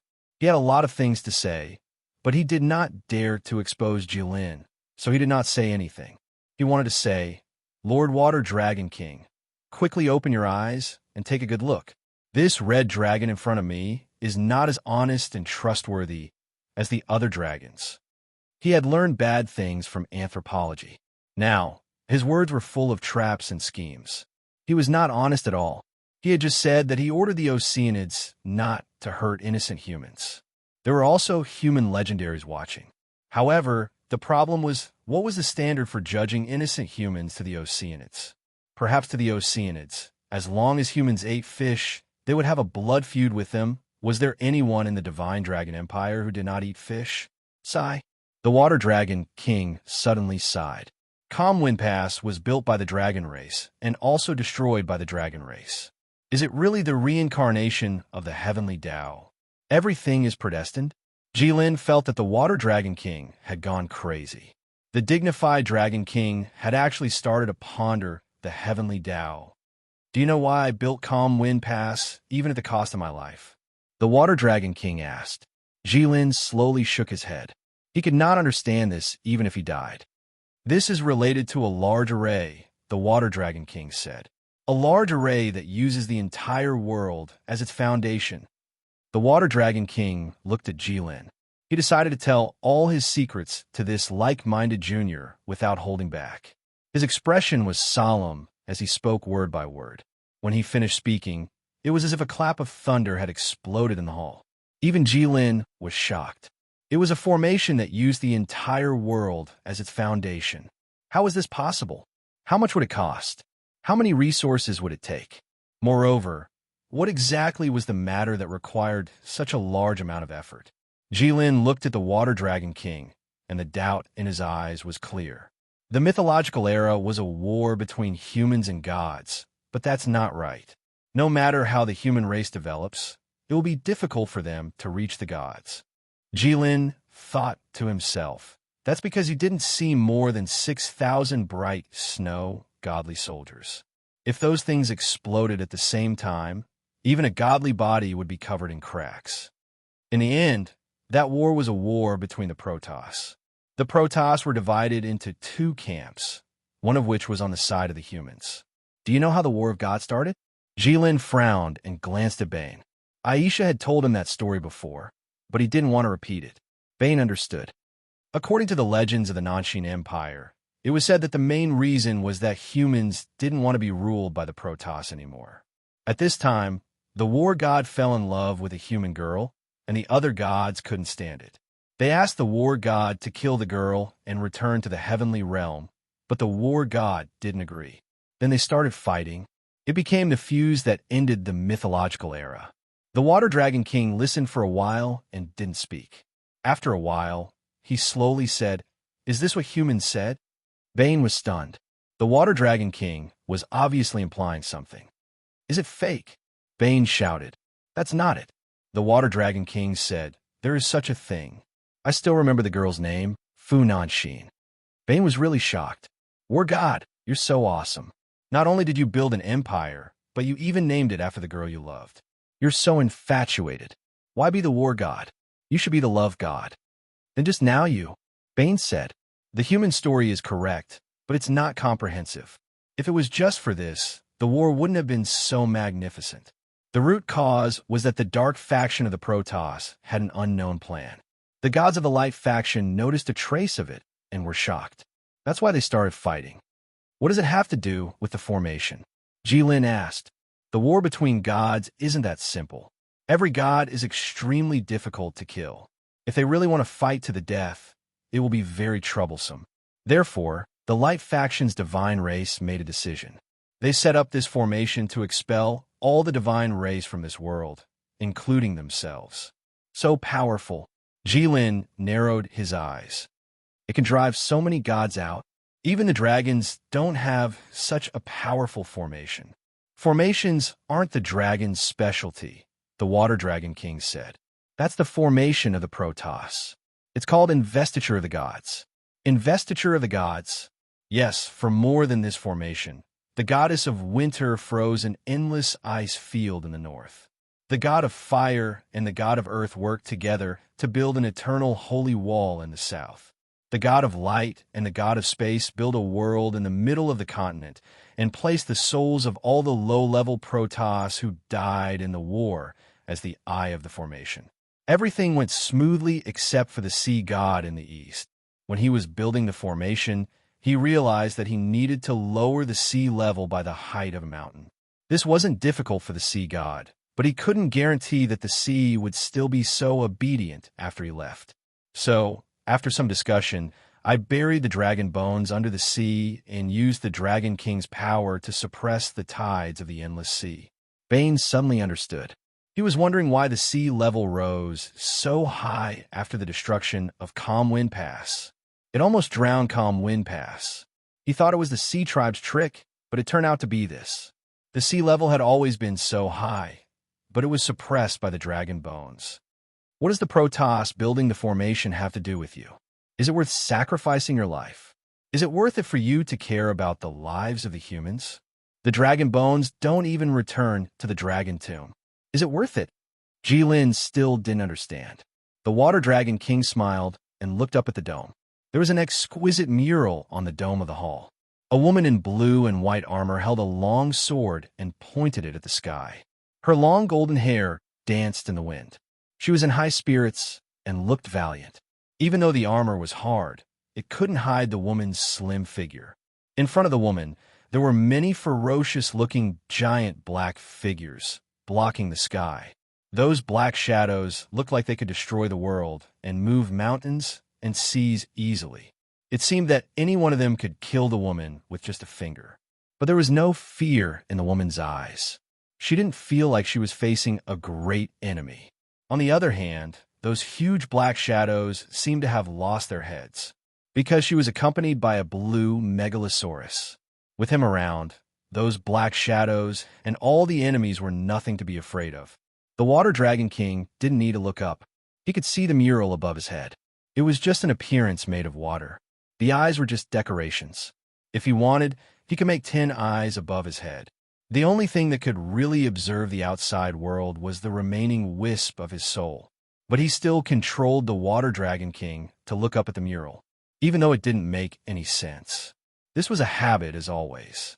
Just like how he looked up at the mural countless times when he was alive, his eyes filled with nostalgia. The Water Dragon King looked at it quietly for a long time before lowering his head again and looking at Jilin. He said seriously, "It's worth it." Chapter 280. Jilin asked, "Is it worth it?" 3 times in a row. Those were all things that were not worth it in his eyes. No, it should be said that in Jilin's eyes, there was nothing worth the Dragon King's life as the price. Even if the lives of billions of people were still there, even if the world was destroyed, it would still be the same. However, the Water Dragon King actually said, "It's worth it," so casually. Often, the more casual the words were, the more trustworthy and unquestionable it was. On the contrary, it was more difficult for people to believe in words such as swearing or swearing. The Water Dragon King really thought that it was worth it, even if he lost his life, even if the calm wind pass that he had built with his life collapsed. He had never regretted it. Why? Humans? Gods? These 2 races were not very familiar with the dragon race. "Do you, the Dragon King, have to do this?"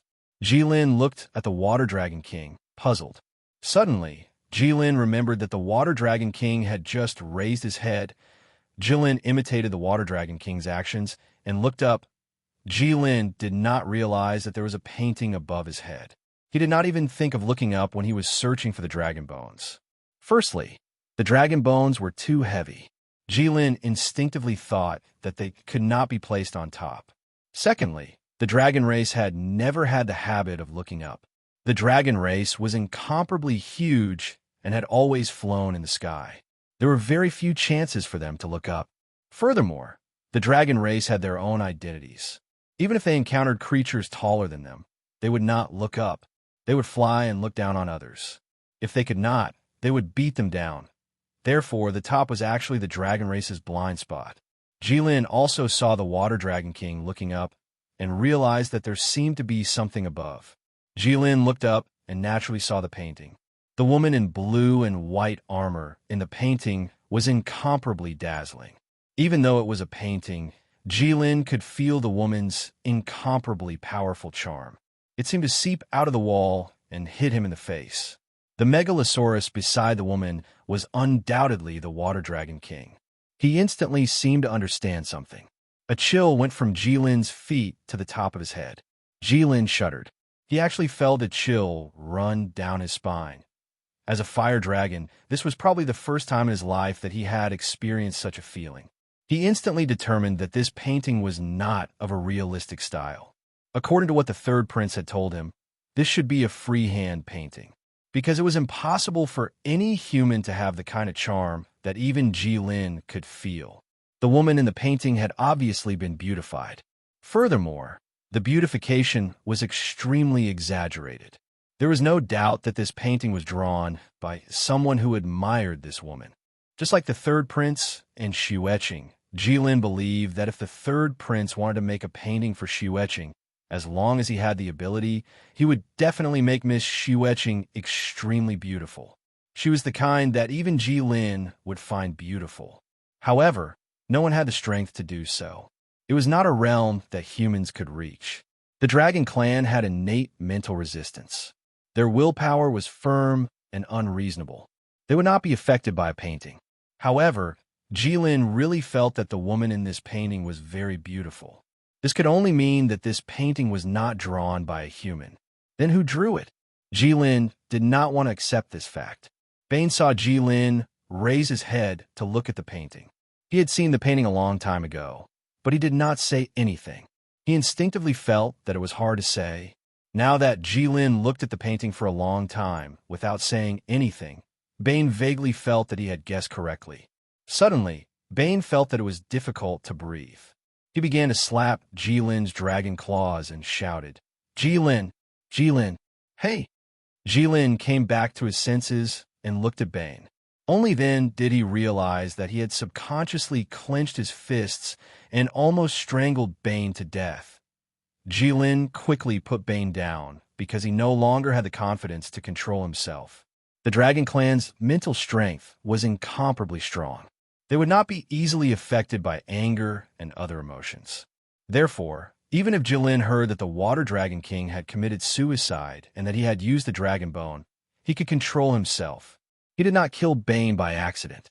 But at this moment, he really felt that he could not control himself. What he discovered now made Jilin even angrier than the Water Dragon King committing suicide and using the dragon bone for himself. If possible, Jilin wanted to kill the Water Dragon King in front of him again. The temperature in the hall began to rise. Countless flames ignited around Jilin out of thin air and quietly extinguished. Even Jilin's body was burning. The strength of his hands was not the only thing that he could not control now. He suddenly recalled something. Back then, when he and Aisha saw the so-called descendant of the war god in the Nanshin Empire, when he found out that the war god had fallen in love with a woman, he found it hard to accept and was shocked. He thought to himself that the dignified war god had actually done such a thing. Fortunately, he was not from the god race. Otherwise, it would be too embarrassing. Then, Aisha had mentioned something else. Although it was just a passing mention, Jilin had still been shocked. Aisha had said that the Divine Dragon Empire's royal family had announced to the outside world that their royal descendants had half dragon blood. When he heard this, he had panicked on the spot. Then, Aisha had smiled and said that it was fake and that the humans were talking nonsense. At that time, he had even heaved a sigh of relief. Jilin suppressed his anger and asked through gritted teeth, "Senior, who is this woman in the painting?" Bane looked at Jilin. This was the first time he could clearly feel Jilin's anger. It was as if a mountain was pressing down on his heart. Even his blood flow seemed to have slowed down. Jilin was suppressing himself, like a volcano that was about to erupt. His little bit of rationality suppressed endless anger and madness. "Her name is George." The Water Dragon King had a look of reminiscence. George? The same surname as the first hero king? Bane was taken aback. He had already gotten used to the pressure Jilin subconsciously emitted. After all, he was someone who often spent time with Jilin. "The first hero king is her child," the Water Dragon King said. Following his mother's surname, Bane was a little puzzled. This was not common in the human world. It would be fine if it was an ordinary person, but this was the first hero king. How could his status be ordinary? If he had inherited maternal instincts, there would be a huge problem. Is it because it's not easy to inherit his father's name?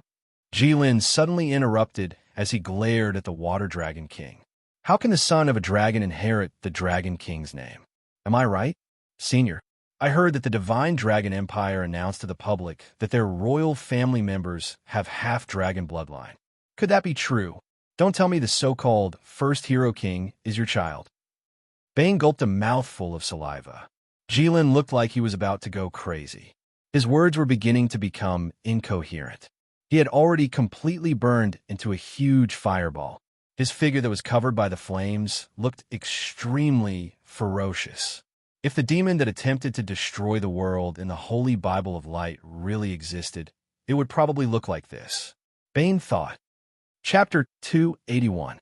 Is that what the Divine Dragon Empire's royal family claims? The Water Dragon King asked, looking surprised. Now that things have come to this, are you still going to deny it? The temperature around Jilin was terrifying.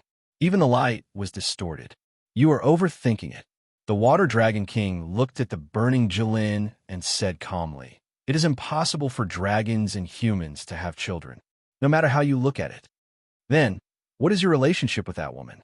Who drew this painting? What's with the rumors in the Divine Dragon Empire? Jilin never expected that he would guess wrong. Everything was so obvious. However, the Water Dragon King's reason was also irrefutable. The difference between the races was too great. Even if the Water Dragon King was really tempted, no matter how deep his feelings were, there was nothing he could do. Thinking of this, Jilin heaved a sigh of relief. The flames around him dissipated. As long as this was not the case, as long as the Water Dragon King did not really create a son of a dragon, Jilin felt that everything else was fine. What suicide? What dragon bones? Compared to this, nothing was worth mentioning. As long as this matter was not true, everything else could be forgiven. Jilin did not realize that his bottom line had unknowingly dropped to an unbelievable level. When he first met the Water Dragon King, he felt that it was unbelievable that the Water Dragon King committed suicide. Later on, he felt that it did not matter whether the Water Dragon King committed suicide or not. As long as he brought the dragon bones back, it would be fine. Now, he felt that there was no need to rush the matter of the dragon bones. He had to get to the bottom of this son of a dragon. This matter had better be fake. If it was real, Jilin only thought about it for a moment and felt disgusted. Although the Water Dragon King said that it was fake, Jilin did not intend to believe the Water Dragon King's words after so many things had happened and so many people had died. Although Shao Chun had once said that the dragon race would not lie to its own kind, this fellow before him, as a dragon king, could commit suicide for humans and use the dragon bones without permission. Even after death, he kept looking at a portrait of a human woman. Could such a fellow still be considered a dragon? Jilin was a little uncertain. "All right, let's not talk about me for now." The Water Dragon King changed the topic abruptly. "Is there anything more important than you?" Jilin chased after him. What did the Water Dragon King do? How could he let it go so easily? "It's about you," Water Dragon King said. "What's wrong with me?" Jilin was stunned. He thought to himself, "I'm a decent young dragon. I'm not as rebellious as you. I have nothing to say. There are very few dragons in the dragon clan, and it is difficult for them to reproduce. The birth of any dragon is a major event for the dragon clan, let alone you, the son of two dragon kings. Since you are here, Brilliant and Gold must have their own considerations." The Water Dragon King said. "What considerations?" Jilin asked. "I don't know either," Water Dragon King said. Jilin curled his lips in his heart. "Isn't that just nonsense? But we can analyze it." The Water Dragon King continued. "When Jin and Huang come to this world, they will definitely notice the formation we set up. Moreover, this formation can stop the gods, but it can't stop the two of them. Even if Brilliant doesn't care about this problem, Jin must have noticed it. They know that a section of the God Ceiling formation was built with my dragon bones. In that case, they have figured out the fact that I am dead. However, these two didn't come to question me like you did, nor did they use the power of the Dragon Kings to tear down Pingfeng Pass and dig out the dragon bones to bring back to the Dragon Clan. Instead, they did nothing. They just gave birth to you here and took a great risk to leave you here. What does this mean?" "What?" "This means that they approve of what I have done. They think that even if my dragon bones are left in this world, it is worth it. After so many years, perhaps the Dragon Clan has already figured out what the plan of the gods of the Dark Camp was." "Then what should I say?" "I can only say that you are Jin's backup in this world." "Backup? Isn't it a little cruel for a biological mother to use her newborn child as a backup?" Jilin said. "Cruelty is the nature of the Dragon Clan." The Water Dragon King smiled. "I don't believe it." Jilin shook his head. After spending many days in the human world, he already knew that even a vicious tiger would not eat its cubs. Moreover, backup has never been the Dragon Clan's way of doing things, Jilin added. That wasn't wrong. When any creature had the strength of the dragons, why would they bother to come up with any schemes or set up any backup plans? If they saw something that was not pleasing to the eye, they would just flatten it. You're right. The Water Dragon King also agreed. The gray line of the grass snake, thousands of miles of hidden veins, layout, and planning. This is indeed not the style of the Dragon Clan, but this is Jin's style. My mother? Jilin was stunned. Yes, even if the Dragon Clan is invincible, there has to be someone responsible for using the brain, the Water Dragon King said. And every generation's Golden Dragon King has this role. The brain of the Dragon Clan. Jilin fell silent. What do you mean? What I mean is that if you don't know what to do, you might as well follow in your parents' footsteps, the Water Dragon King said. You mean to say that I should be like them and not touch your dragon bones? That I approve of your actions? Jilin asked. Not only that, the Water Dragon King said. You destroyed the wind calming array. The seawater has already entered the Divine Dragon Empire, and the God Sealing Array is severely damaged. You want me to repair the wind calming array? Jilin was somewhat surprised. I don't know how to. That array is very simple. With the Dragon Clan's ability, you can learn it with just one look. The Water Dragon King conjured an array diagram made of water out of thin air. It seemed that everything was within his expectations. Jilin took a look. He really learned it. Why should I listen to you? Jilin asked. Your parents believed that it should exist and did not destroy it. However, you destroyed it. Do you think that is good? The Water Dragon King showed a playful expression. As Jilin looked at the Water Dragon King, many thoughts flashed through his mind. The Divine Dragon Empire, the Sea Race, the Water Dragon King, George, and his parents. The Wind Calming Array and the God Sealing Array. There were too many suspicious points and loopholes in these. For example, the most obvious one was that if the Water Dragon King really valued Calm Wind Pass, why did he not let the Sea Race and the Flying Dragons guard it together?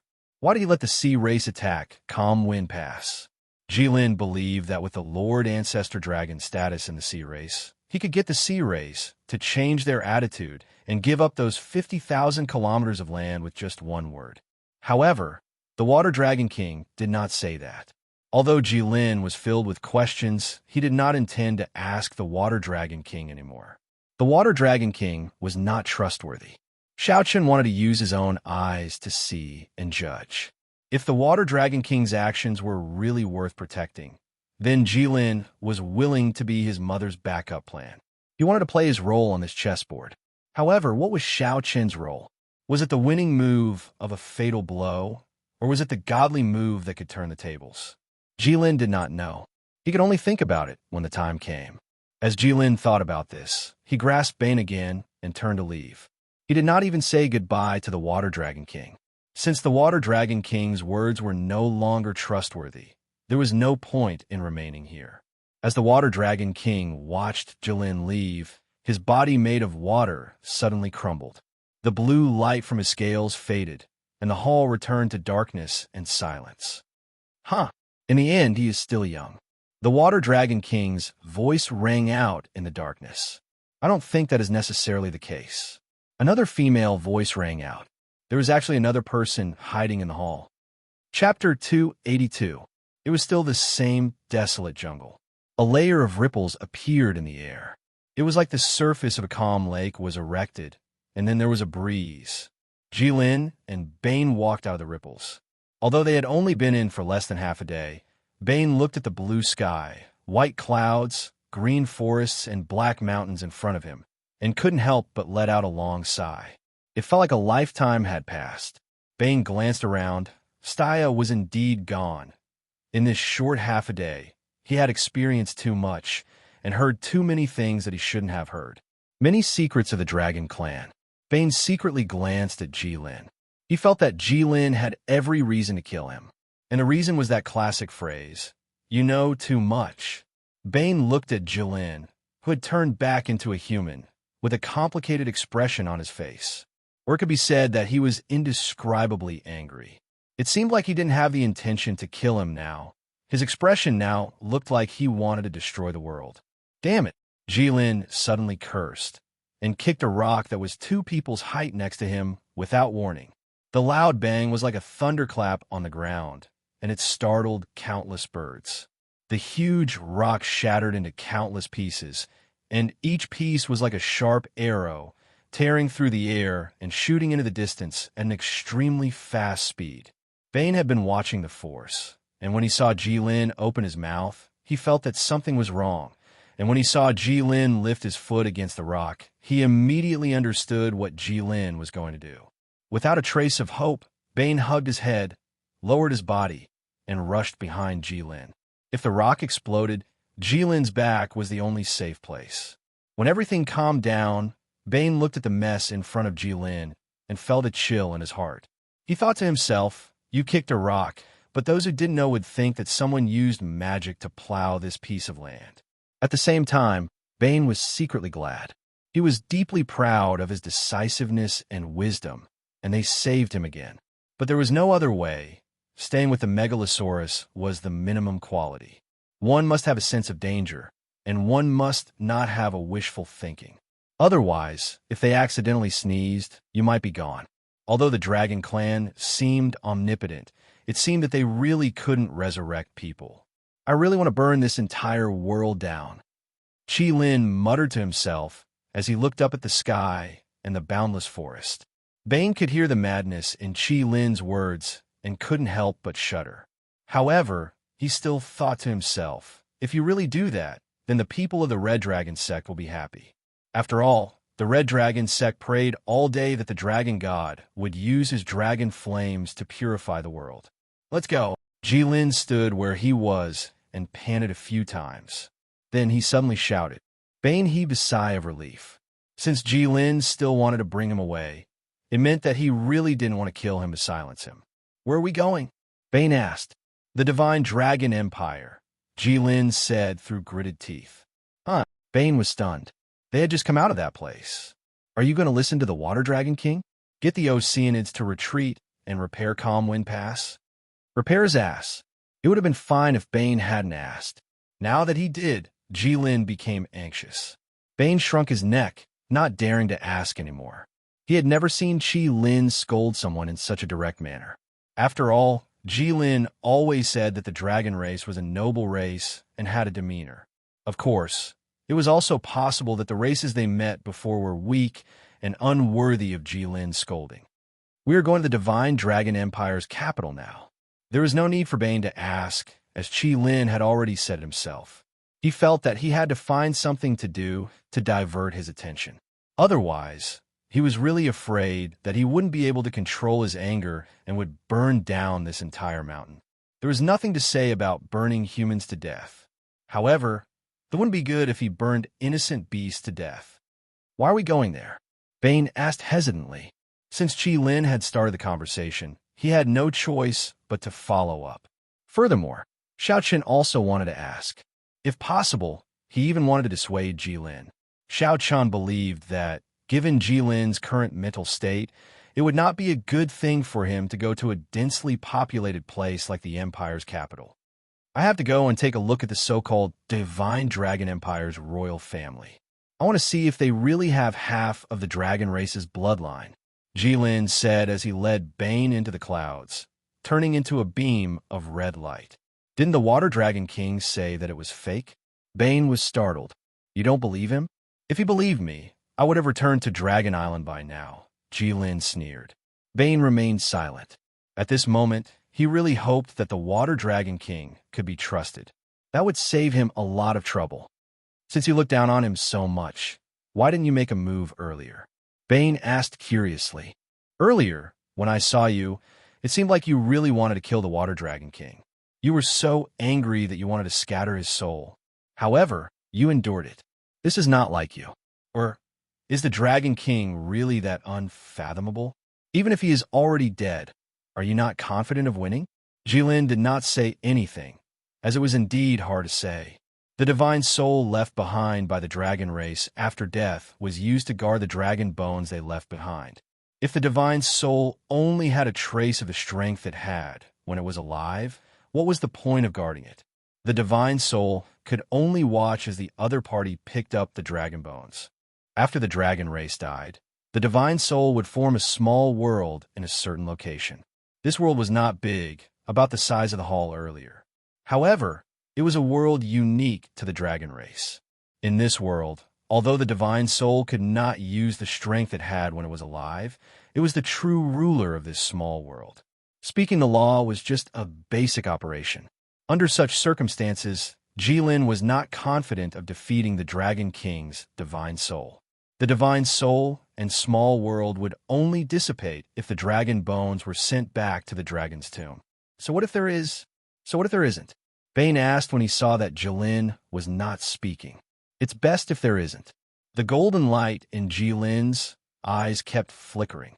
If there really is the son of the dragon race, that kind of filthy bastard will be the greatest shame in the history of the dragon race, and it will never be erased.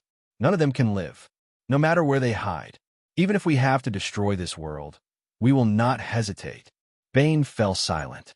From Jilin's tone, he could hear the determination that could not be changed. It was obviously impossible to persuade Jilin not to go to the Divine Dragon City. However, this was not the only reason why Bane was silent at this moment. He suddenly had another thought. He thought to himself, there are countless lives in this world. Now, you want to destroy this world for the shame of the dragon race. Are all the lives in this world so worthless in your eyes? Are they not even as important as the dignity of the dragon race that you have never returned to? Chapter 283. In the sky above Divine Dragon City, Jilin had already brought Bane to their destination. Jilin flew to the sky above the city and looked down. From the south to the north, Xiao Chun had an extremely serious expression as he looked at the people one by one. He looked through them one by one. This matter concerned the dragon race's honor and dignity. He did not want to miss out on anyone. However, Divine Dragon City was the capital of the human empire. Its population was so dense that any creature other than humans would be flabbergasted. Hence, even with Jilin's golden dragon eyes, it would be a lot of work to look through all the humans in Divine Dragon City. In the blink of an eye, 4 hours passed. Bane could clearly sense that the sun had shifted to the west by a large margin. However, Jilin's gaze did not move at all, as if it was fixed on the south of Divine Dragon City. Bane looked down as well, feeling somewhat dizzy. However, from that brief glimpse, Bane had already made a rough judgment in his heart. During these 4 hours, Jilin had not even looked through 1% of the people in the city. I say, you can't do this. Bane could not wait any longer. How long are you going to look for?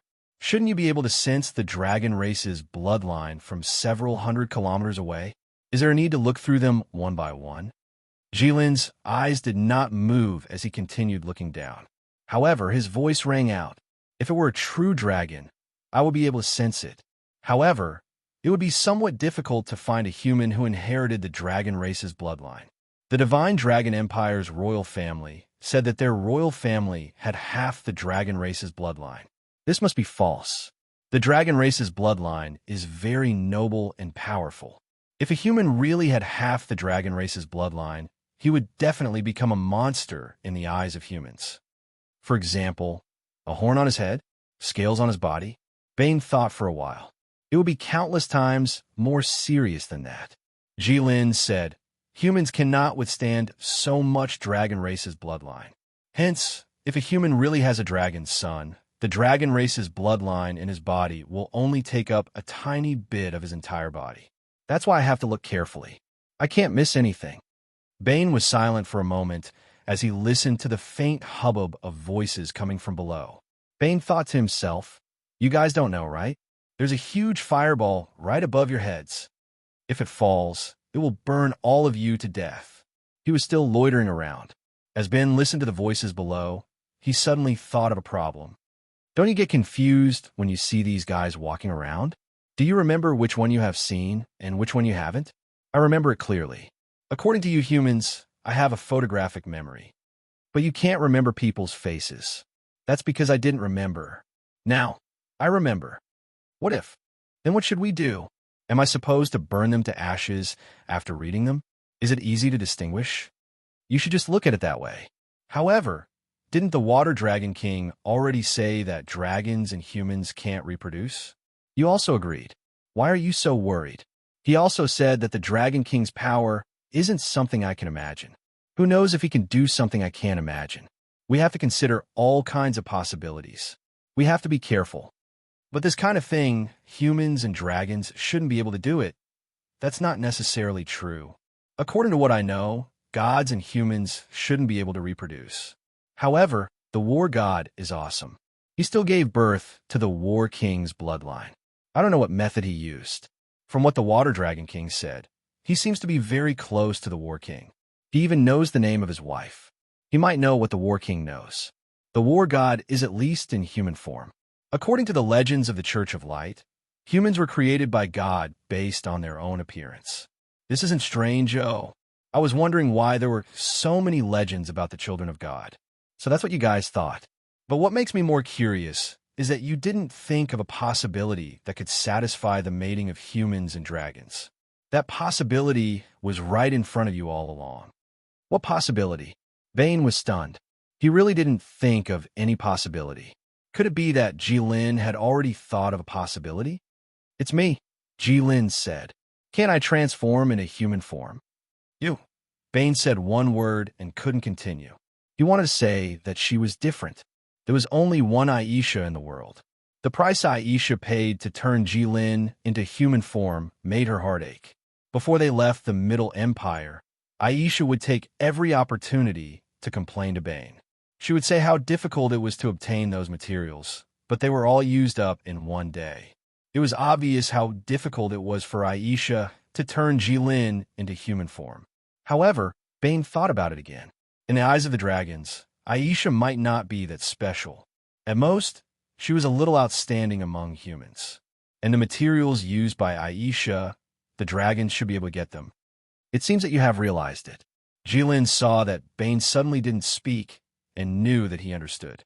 A little Aisha, who is not even a top powerhouse among humans, can turn me into human form.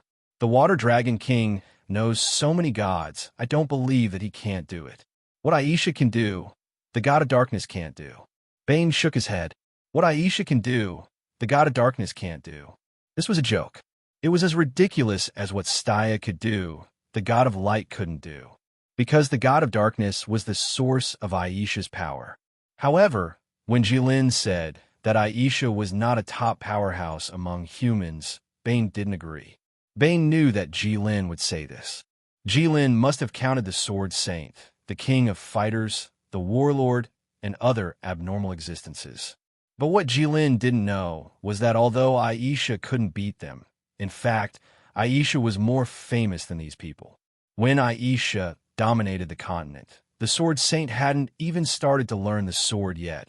In the eyes of the Saimai Empire and the Church of Light, Aisha was their biggest enemy from the beginning to the end. She was described by the Church as the most evil witch, the spokesperson of the devil in the world, the purest darkness. The Church and the Saimai Empire described this woman as extremely dangerous and evil. They didn't look down on Aisha just because they had two legends. In their eyes, although this woman wasn't a legend, she was far more terrifying than a legend. If she wanted to, she could enter the legendary realm at any time. She was the biggest hidden danger to humans. It wasn't until Jilin's appearance that he took over Aisha's position. Bane looked at the white clouds in front of him, as if he could touch them. When he flew in the sky with Jilin, he always closed his eyes because Jilin had never stopped in the sky like this, so he could take a good look at the scenery in the sky. Looking at the clouds from the sky was really spectacular. Bane suddenly sighed leisurely. How many people in the world could see this scene with their own eyes? His life really wasn't a loss, right? Plus, what he did in the God Dragon sect, even if he died now, it wouldn't be a loss. Chapter 284. Were there really people in this world who were not afraid of death? Would there really be anyone who would think that their death was not a loss, that it was not an injustice? Maybe there were, but at the very least, it should not be at Bane's age. Even if Bane had experienced a lot over the years, it should not be like this. Bane was in his early 20s. Based on the average human lifespan, perhaps a quarter of his life had already passed. But in the eyes of humans, he was still a young man. Everything was just about to start. He should not have such thoughts at this time. Although human emotions were extremely complicated, at this age, they had suffered some melodramatic setbacks. Their immature and fragile hearts could not bear it and wanted to die for love. There were indeed many young people like this, but most of them were just thinking about it. At this time, they might feel that they could not live anymore and were frustrated. Life had no meaning. They were lost. They were rejected by the person they liked, or the person they liked had gotten together with someone else. They suddenly wanted to jump off a building. How tragic and desperate was this feeling? But with a heavy heart, they walked to the window on the second floor and leaned out to look down. Then they completely dispelled the idea of jumping off the building. They quickly shrank back and cursed in their hearts. Damn, it's so high. Scare me to death. Most of the young people of Bane's age were like this. But how many humans were there? As the saying goes, when the forest is big, there are all kinds of birds. There were also those who were hot-headed, closed their eyes, and did not think about anything, and really jumped down. People like this could only be said to be reckless. To put it bluntly, they were tigers. Such young people were hot-headed and could do anything when they were hot-headed. But there would always be a time when the brain cooled down. If it did not completely cool down, they would regret it. The book said that those who failed to commit suicide, without exception, regretted it. Words of such an absolute nature were usually not rigorous and accurate, because the book also said that there were always exceptions to everything. There were indeed a very small number of people who were wise and brave, who had seen through the mortal world and wanted to die. If the first time did not work, they would try a few more times. For example, the well-known author who loved water. The first time he jumped into the sea, he didn't drown. After more than 10 years, he jumped again and finally got what he wanted. People could not say that such a person was reckless. They could only shake their heads and sigh. They secretly gave his body a thumbs up and sighed in their hearts. Awesome. Bane didn't seem to fit any of these three types of people. He was a bit higher than the second type because he had experienced life and death, so he couldn't be considered reckless. But at the same time, he couldn't reach the heights of seeing through life like the third type. Therefore, he told himself from the bottom of his heart that it wasn't a loss or injustice. It wasn't because he really thought so. He was just cheering himself on, telling himself not to be afraid and not to be afraid. He wanted to stop Jilin. He didn't want Jilin to continue watching alone. The risk was too great. It would be fine if that so-called son of the dragon didn't exist. If it did, everyone in this city would be in danger. He wanted to find a way to trick Jilin, but he wasn't Aisha. He couldn't tell a flawless lie to deceive Jilin. When the time came, he would definitely be seen through by Jilin. He wasn't Staya either. He wasn't sure if Jilin would kill him when he realized that he had been deceived. However, Bane felt that even if Staya lied to Jilin about this matter, she might not be safe. After all, Jilin even had thoughts of destroying the world at that time. In that case, he would definitely die. What should he do? How should he trick Jilin? Should he say that he had heard of the legend of the son of the dragon? Or that the divine dragon empire's royal family was hidden deep in the mountains and forests? Or should he just say that he had seen this son of the dragon on the elf island? Jilin wouldn't rush to the elf island to investigate, would he? Not necessarily. Moreover, the elf queen wouldn't let creatures with dragon blood onto the island. Just as Bane was thinking of a way to trick Jilin finally looked away and glanced toward the west. Jilin let out a soft sound of surprise. Then, Jilin turned around and left. Bane was stunned. He couldn't think of anything that could make Jilin leave so quickly. What could be more important than Jilin looking for the son of the dragon? Bane was very curious. What's wrong? The Dwarf King sent a message and asked me to return immediately. You're going back just because he asked you to? What's so important? The 5 human empires are joining forces to attack the Red Dragon Palace? If that's the case, I shouldn't go back now according to your human thinking. I should attack their nest while they're fighting the elemental creatures and the dwarves. Jilin couldn't help but laugh. Bane thought to himself, then you're really not human. Also, Staya, of all things to teach Jilin, why did she teach him the art of war? What happened? Bane asked. That sword is about to be forged. Jilin said slowly, his voice filled with anticipation. That sword. Bane suddenly remembered that Jilin had always wanted a sword. For that sword, the dwarf race had almost burned all their wealth. Later on, In order to turn that sword into a divine weapon, Jilin even went to look for a god soul. He helped the dwarf race fight the Snow Wind Empire, helped the third prince ascend the throne, and caused havoc in the Middle Empire. It was all for that sword. In the end, that sword was broken when Jilin was the god of war, and now it had to be reforged. Now, the sword that Jilin had been longing for, was it forged? Fortunately, it was now forged, which allowed Jilin to turn around and no longer stop above Divine Dragon City like a sharp sword that could fall at any time. Bane was very glad in his heart, feeling that it was simply a blessing from the heavens. But he still didn't forget to ridicule Jilin. It's just a sword. Don't you care about the dignity and glory of the dragon race? Jilin didn't say anything. Of course, he wanted to care.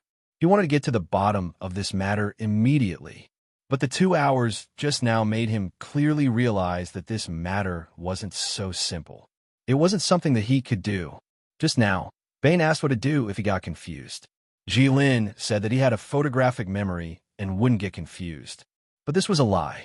In fact, as early as 2 hours ago, Jilin had already gotten confused. The reason why he didn't give up and lied was that he couldn't swallow this anger and was unwilling to accept it.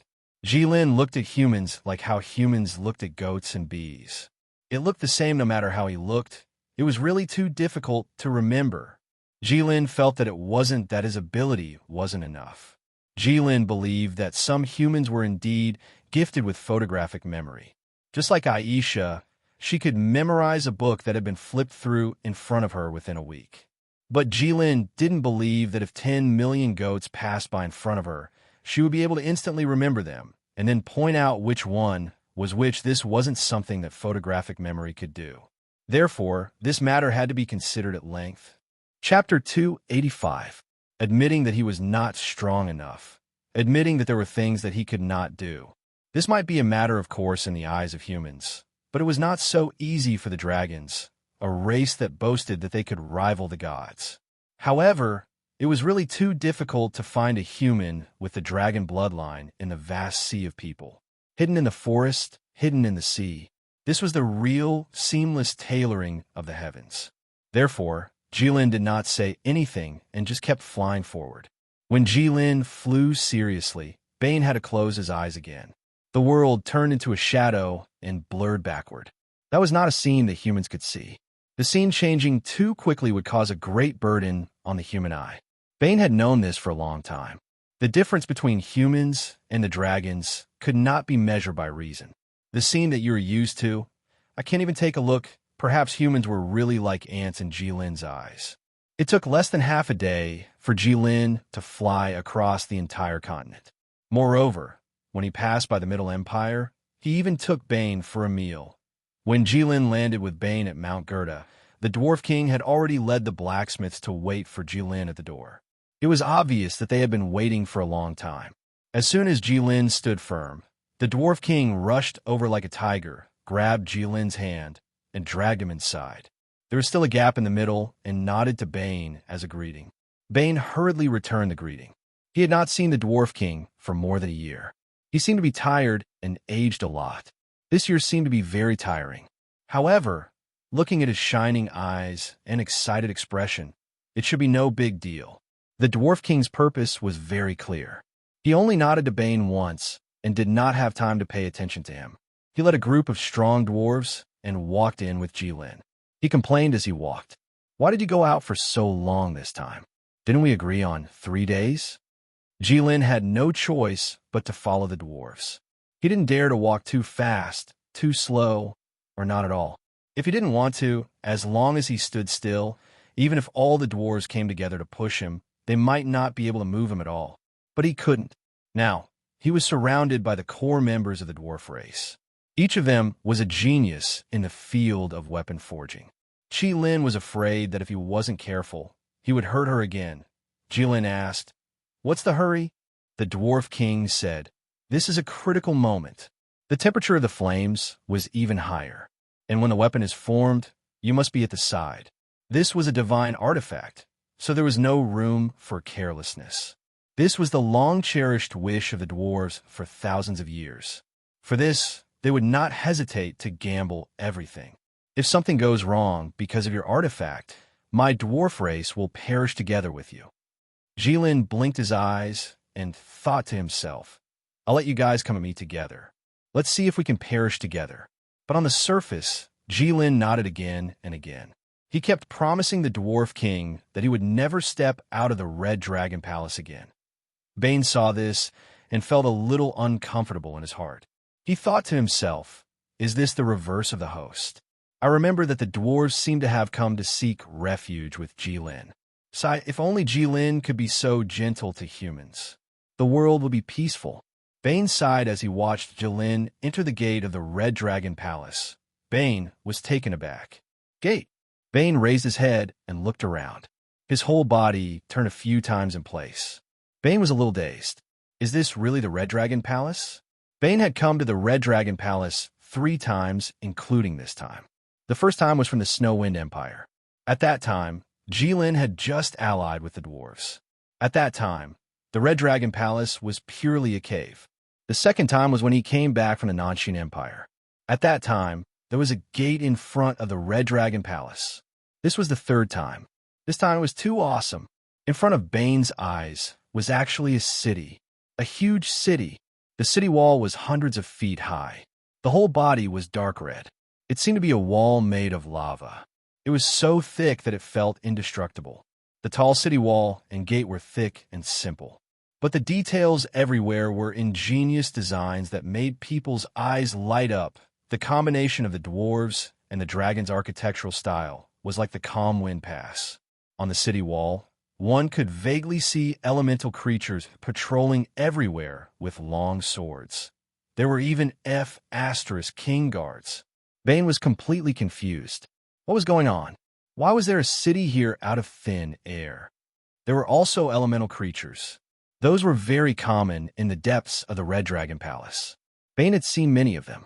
Bane remembered that those things didn't seem to have fingers, right? How did they hold that sword in their hands? And the overall color of the city, why did it look so scary? It didn't look like a place where good people lived. If this was a story of a hero and a demon king, then this city was definitely the last demon king's city. The last big villain's base camp. Jilin, you really have the prestige of an enemy of the world now. Just when Bane was shocked, a huge black shadow shrouded him. Bane looked back, and a huge lion's head suddenly appeared in front of him. Bane was shocked. He instinctively took out a dagger to defend himself. But the next moment, he reacted. Where was this place? It was the Red Dragon Palace. No, maybe it should be called Red Dragon City now. It didn't matter what it was called. In short, this was the center of Mount Gerda. The air was filled with poisonous sulfur gas and terrifyingly high temperatures. He could walk here as if he was walking on flat ground because he had Jilin's protection. The dwarves could survive here because of their racial talent. They had always lived in volcanoes. But no matter what, there couldn't be a wild lion here. Bane calmed down and took a closer look. Sure enough, it was the former Beast King, Sing. When Sing saw Bane's series of reactions, he sighed. Not only was he not offended, he was also very understanding. Sing squatted down slightly and reached out to pat Bane's shoulder twice. Looks like you've experienced a lot. It's been hard on you for a year.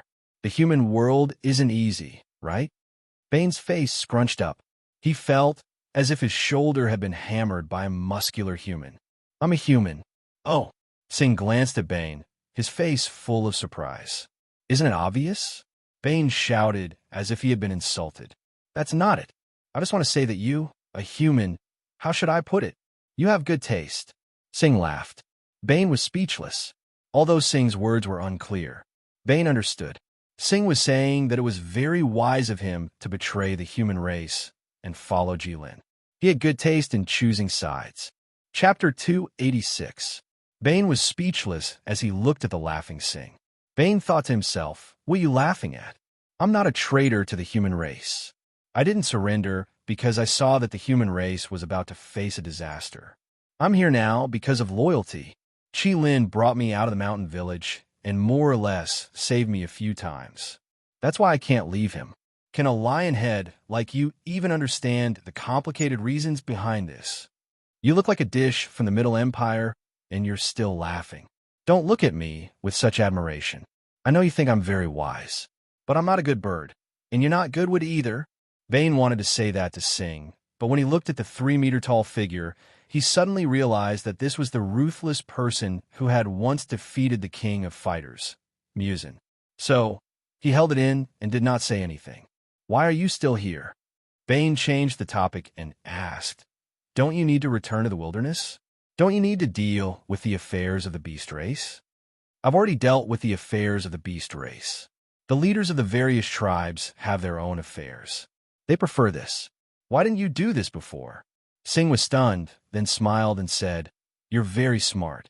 You're indeed Aisha's human. In the past, of course, we couldn't do this.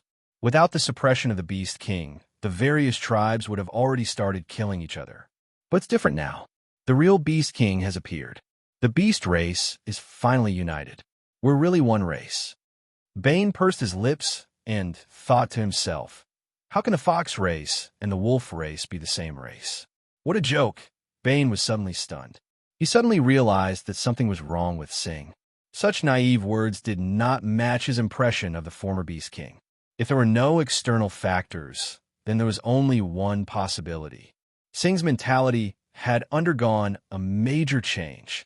Bane realized that something was wrong, so he began to observe Sing carefully. Under careful observation, he really felt that there were many differences. It was the difference in temperament. The previous Sing gave people the impression that he was very calm. He was considerate and cautious in everything he did. Although he was powerful, he never acted recklessly. He was suppressing himself, as if a huge mountain was pressing down on his body. That mountain was called Beast Race. But now he had suddenly changed. He had become carefree and straightforward, saying whatever was on his mind. It was as if nothing mattered anymore. It was as if there was nothing in the world that bothered him anymore. The words high-spirited were written all over his body. In addition, Sing believed that it was extremely wise for him to betray the human race and be on their side. This could only mean one thing. Do you think we can definitely win the war in the future? Bane suddenly asked. The war in the future was the ultimate war that Jilin had envisioned. Many races would fight against the human race, and in the end, they would share the world with the human race. This was the script in Jilin's mind. Victory! Sing grinned and said straightforwardly, I now feel that Sir Beast King's goal is too small. Half of the humans' territory, with the weapons provided by the dwarves, our beastmen race can conquer the world. Bane was a little dumbfounded. He looked at Sing, and his throat was a little dry. He thought to himself, what high-spirited. This brother is simply arrogant. It was really a wise move to give him the position of Beast King back then. Sing was still lamenting how correct his decision was back then. Bane wanted to cover his head. He wanted to say, Big brother, have your memories been tampered with?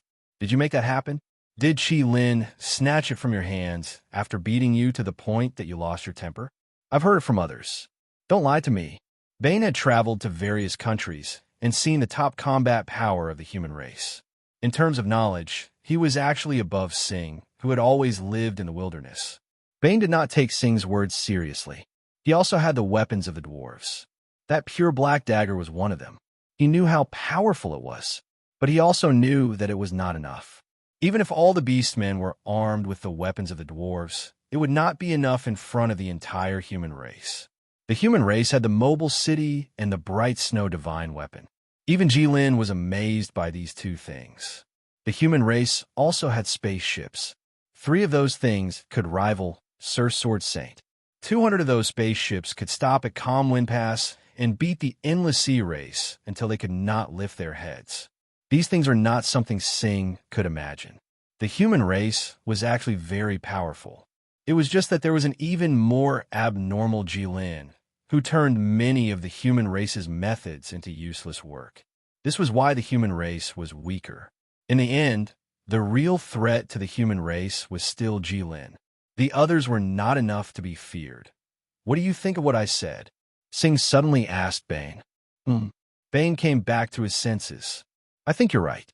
The Beastmen warriors were originally invincible, but they could not break through the defense line of the Southern Exine Empire. They were lacking in weapons and equipment. Now that they have the divine weapons of the dwarves, the Beastmen warriors will definitely be invincible. From the southern Exine Empire to the Snow Wind Empire, it will not be a problem. Sing nodded as he listened, as if these words were to his liking. But Jilin is right. Even if the Beastmen are invincible, it's enough to take down half of them. What do you mean? Even if you take down all of them, you won't be able to use them. What's the use of such a large piece of land? I see. Sir Beast King's plan is indeed flawless. Bane looked at Sing and shook his head helplessly. He thought to himself that this was probably how a poor man suddenly became rich. The Beastmen were used to being poor, so when they suddenly received so many dwarven weapons, Sing was so happy that he didn't know which way was north. However, Bane believed that this was only temporary. As long as Sing was given time to calm down, the wise and mighty Beast King would return. As for now, let him have the beautiful dream of the Beastmen being invincible and the human race being vulnerable. The human race was really amazing. After so many years, they had thrown all the other races to the corner of the world, making them frogs at the bottom of the well. Now that he thought about it, Jilin said that this world was too unfair. The human race occupied almost all the resources, wasn't that right? Bane felt a slight headache.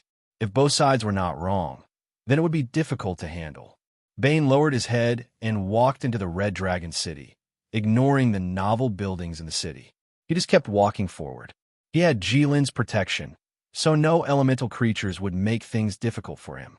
He also knew most of the dwarves. Just like that, Bane walked all the way into the underground smoothly. The underground world was no longer the same as before. The passages and rooms were neatly built by the dwarves. Bane could not recognize them for a while. But luckily, the most basic original path was still the same. Bane finally walked into a room. This was the room that Jilin had arranged for him when he first came to the Red Dragon Palace. The room on the left was Aisha's room, and the room on the right was Staya's room. Using him to separate the two of them showed that Jilin had put in a lot of effort. This room did not change at all. Bane smiled happily. If there was an absolutely safe place in this world, for Bane, it would probably be this room. There was no other human within 1,000 miles except for him. Once he felt at ease, all the accumulated fatigue suddenly gushed out. Bane walked to the side of the bed and collapsed. F*CK it, I don't care anymore. I can't care anymore, Bane thought before he fainted. Chapter 287. Somewhere on the boundless sea, a small boat without sails was sailing alone on the sea. This boat was just a simple wooden boat. Only 5 people sat on it, yet they took up almost all the space. Rather than saying that such a small boat was sailing alone, it would be better to say that it was drifting. It was drifting with the waves on the sea. No one had ever dared to sail the boundless sea on a small boat like this. Doing so would be courting death. No matter how calm the endless sea was, any wave would be able to overturn the ship. In other words, even if the 5 people on the boat all died here, it would only be a matter of course. Wang Yin sat at the bow of the boat, trembling. He looked around, but all he could see was seawater, nothing else. Wang Yin knew that he was looking around for nothing. They had not seen land for many days already. Of course, Wang Yin was afraid. No one had ever sailed so deep in the boundless sea. There were ships in the Divine Dragon Empire, but they were only used for fishing. At most, the people would sail these ships around the continent. People feared the depths of the sea, believing that it was the gates of hell. Countless man-eating monsters lived in the sea. This was the legend of the Divine Dragon Empire. Everyone believed in this legend, and no one doubted it. This was because the oceanic race would remind the people of the Divine Dragon Empire every year that there were monsters in the sea. Naturally, Wang Yin believed it as well.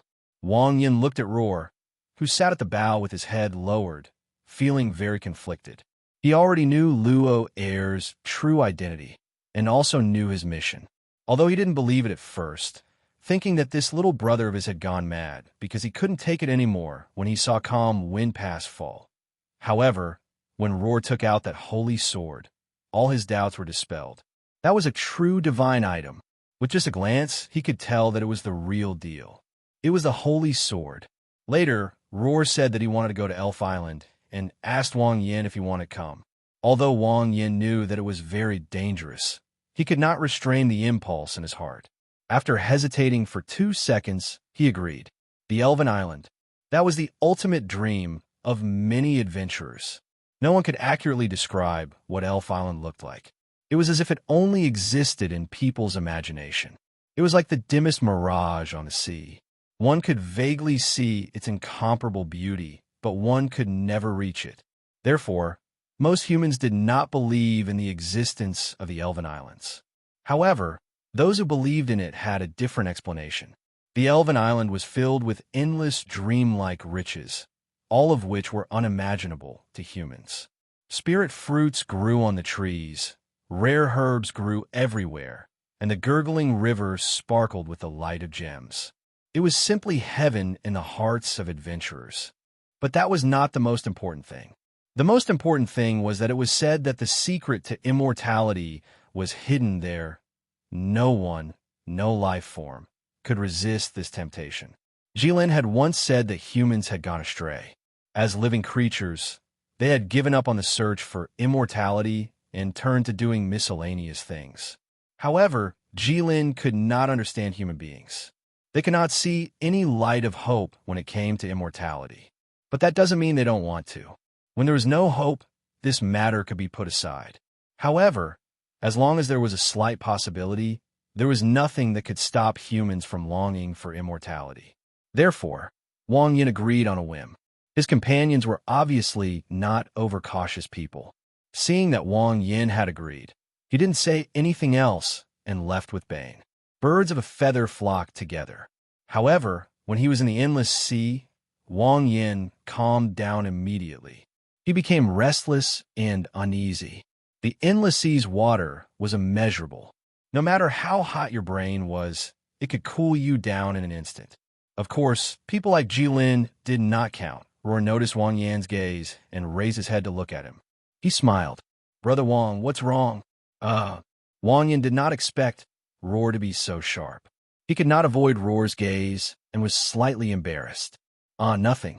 I just wanted to ask, brother, is your ship reliable?" "You can't be serious," a lady in a white robe said. "We've been on this ship for 2 to 3 days, and you're only asking now. Are you sure it's reliable?" Wang Yin scratched his head. He knew that it was pointless to ask. This ship was obviously not something they could control. Even if they wanted to turn back, they could not. Regardless of whether the ship was destroyed or if they successfully reached the Elven Island, they could only wear it on this ship. When they set out to sea on this ship, all the other paths would cease to exist. Thinking of this, Wang Yin could not help but sigh. He sat down dejectedly. The origin of this ship was extremely mysterious. When Roar took out the holy sword, he stood up and said that the divine light god had new instructions and was about to leave. Wang Yin and the rest looked at each other and followed him. Just like that, they followed the divine light god's instructions and walked along the sea to an old forest deep in the mountains. In the shadows of the forest, there was an unknown ancient ruin. A ship was anchored there. It was the boat that they were standing on now. It looked ordinary and shabby. However, it happened to be anchored in the sea. Before the calm wind pass was broken, this place was still the inland of the divine dragon empire. It was a real mountain, a ship anchored on the mountain. This made Wang Yin and the rest very surprised. However, Roar was very calm. He took the holy sword and boarded the ship. Suddenly, a miraculous thing happened. The vines binding the ship suddenly loosened and the ship slowly moved forward. Previously, when the water was rippling, the ship was also anchored there. Strangely, it did not even move up or down. Wang Yin and the rest were greatly shocked. They did not have time to think carefully and directly followed Roar onto the ship. 3 days had already passed. Everyone had recovered from their shock. To be honest, Wang Yin felt a little regretful. Now that he thought about it, the Elven Island and the Hero Island were too fantastical, weren't they? Roar smiled faintly. "Big Brother Wang, you don't have to worry," Roar said as he took the holy sword and casually stabbed it into the ship. The sound of the sharp sword piercing through the wooden board was not loud. However, at this moment, it was like a clap of thunder exploding in the 4 people's ears. Everyone stared at Roar with wide eyes. They thought to themselves, is this person crazy? If you want to die, die by yourself. Don't drag us down with you. Right now, everyone's lives are tied to this broken ship. You can't joke about it like this. What are you doing? Wang Yin directly shouted. Nothing. Roar was very calm. I just want to prove to you how reliable this ship is. Under everyone's frenzied gazes, Roar slowly pulled out the holy sword. Under everyone's gazes, a transparent hole appeared on the bottom of the ship. However, not a single drop of water came up. The despairing scene that they imagined did not happen. Everyone heaved a sigh of relief. Are you crazy? The white-robed woman angrily stared at Roar. No, I just believe that the ship given to us by the divine light god will not sink just because of a hole. Roar said, but you didn't try it before. What if there is no what if? Roar shook his head. We have been sailing on an endless sea for 3 days and 2 nights. During this time, not to mention the sea tribes and sea beasts, we haven't even seen a single fish. This doesn't make sense. This can only mean that either we are protected by the divine light god at all times, or there is something wrong with this ship. Then your actions are too dangerous. Wang Yin was really angry. You're not the only one on this ship. Why are you courting death like this? Roar looked at his new companions and felt that his previous actions were indeed inappropriate. Even if he had full confidence in himself, he still felt that it was wrong. Roar slowly said, Everyone, I am sorry. What are you doing? Another woman wearing a leather cloak and holding a bow and arrow looked at Roar and asked. Roar lowered his head and thought for a moment. Then, he raised his head and met everyone's gaze. He slowly said, I am testing. Testing what? Let's test how far the God of Light's blessings can go, and to what extent. Testing God. The white-robed woman covered her mouth and exclaimed, You are disrespecting the divine light God. This woman was obviously from the Church of Light. But I need to have a bottom line. Roar did not deny it. I need to know how far I can go, just like this ship. I have yet to take my revenge, and I have a mission. If you want me to die now, I will not be satisfied. But why do I still dare to stab this sword? Because I clearly know that even if I dismantle the entire ship, we won't fall and drown. To abuse the divine light god's protection like this, do you really not have any respect for the divine light god? The white-robed woman's voice trembled. Perhaps God is not as omnipotent as we think, Roar said. Impudent. The white-robed woman stood up. You call yourself a hero? You call yourself a believer of the Church of Light? Roar looked at the white-robed woman, but he was not as agitated as she was. He was just a little emotional. Not long ago, his faith in the divine light god was also this firm, unwavering in the wind and rain. It was even a little stronger than this woman called Valesi Bowie. If the divine light god is truly omnipotent, how could calm wind pass be broken? How could millions of people be plunged into misery and suffering? How could the Red Calamity be allowed to act so recklessly? Valesi stood there in a daze, clearly stumped by this question.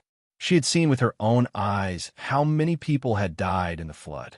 At this time, it was not appropriate to say that this was a trial given to the human world by the divine light god. It was obvious that Wang Yin and the leather-armored woman wanted to say something, but when it came to matters of faith, they did not know how to dissuade them. Although Wang Yin was also a member of the Church of Light, his attitude towards the divine light god was even worse than Roar's. The divine light god is indeed not omnipotent. He has already done his best. Suddenly, a pleasant voice sounded in everyone's ears, like the whispers of the spring breeze, calm and gentle. It did not frighten them, because this voice gave them a very comfortable feeling, as if it contained great kindness.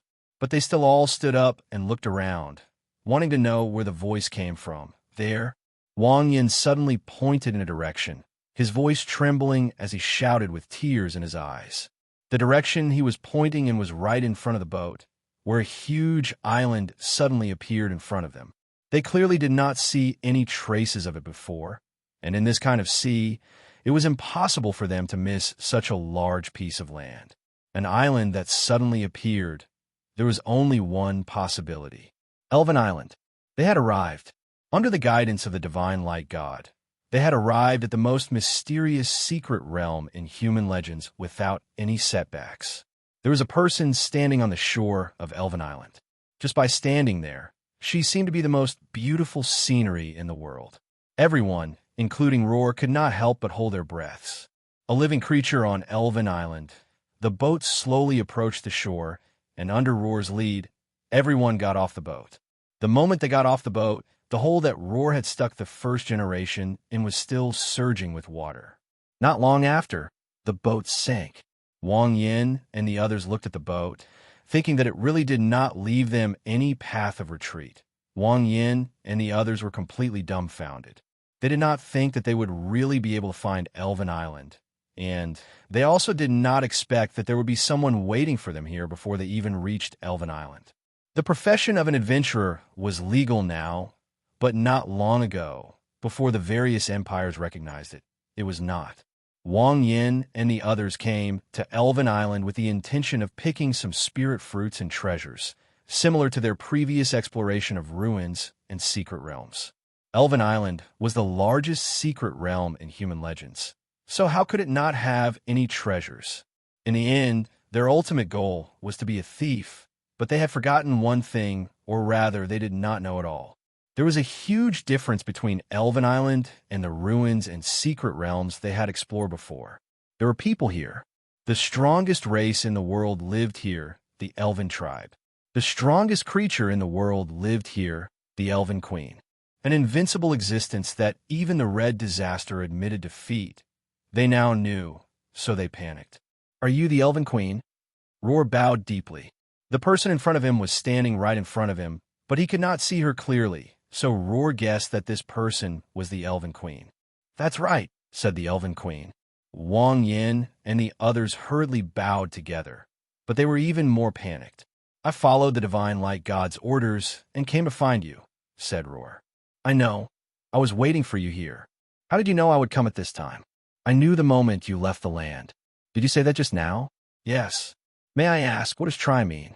Is the Divine Light God unable to do so?" "Yes, in this world, the power of the gods cannot directly interfere." "Then the Divine Light God did not care about the disaster of the human race?" "No, he did. Your sacred sword is the evidence. You are the Divine Light God's method of saving the human race." Chapter 288. Roar was stunned. His thoughts were complicated, and he didn't know what to say. Wang Yin and the others didn't dare to say anything. They had come here with the intention of being a thief. Although they hadn't had the time to carry out their plan, they still felt guilty in front of the person in question. "Elven Queen," Roar suddenly shouted, "the human world is in danger now. The Red Calamity suddenly appeared, and many human empires have suffered heavy losses. Countless people have died unnatural deaths, even my family members. He's too powerful, just like a true calamity. We don't have the strength to resist him. I followed the Light God's guidance and came to the Elven Island, hoping to obtain the power to save the world." "Can I obtain the power to save the world? Can I defeat the Red Calamity?" Roar's voice trembled. The Elven Queen looked at this human, feeling uncomfortable. She didn't want to lie to this kind and brave young man, but for the sake of her promise with the Light God, she still had to do what needed to be done. "Yes, you're the hero chosen by the Light God. Of course you can," said the Elven Queen. "But you'll have to pay a great price. Anything is fine, as long as I can defeat the Red Calamity." Roar said anxiously, "Listen to me first. This matter isn't that simple. The difficulty may exceed your imagination. I'm not afraid, but your current appearance is very different from what we had planned," the Empress said. Roar was stunned. "What do you mean?" "According to the Light God's plan, when you came to the Elven Island, you should have at least a cultivation of the 9th step. Only then can you inherit the power left behind by the Light God. When you came to the Elven Island, you should have gone through countless hardships and dangers to grow. But now you've come here directly. I have to say, this has somewhat disrupted our plan." "Then why?" Roar didn't understand. From the Elven Queen's words, it seemed like everything had been planned. He should have been like the male lead of all stories, experiencing amazing adventures and growing. Then he would reach the end and complete his mission. That should have been the case, but based on the current situation, it seemed like he took a shortcut and skipped all the unnecessary plots. But correspondingly, he did not obtain the strength he should have. How could this be? Could it be that something went wrong with the God of Light's plan? Roar said in his heart. The Red Calamity's progress has sped up, the Elven Queen said. Huh? Roar didn't understand. You must have read a lot of human stories? The Elven Queen asked. Roar nodded. He had been reading the Holy Book of Light since he was young. There were many stories in it.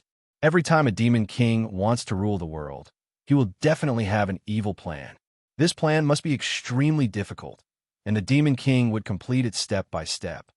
At this time, there would be heroes who would complete the plan given by God step by step.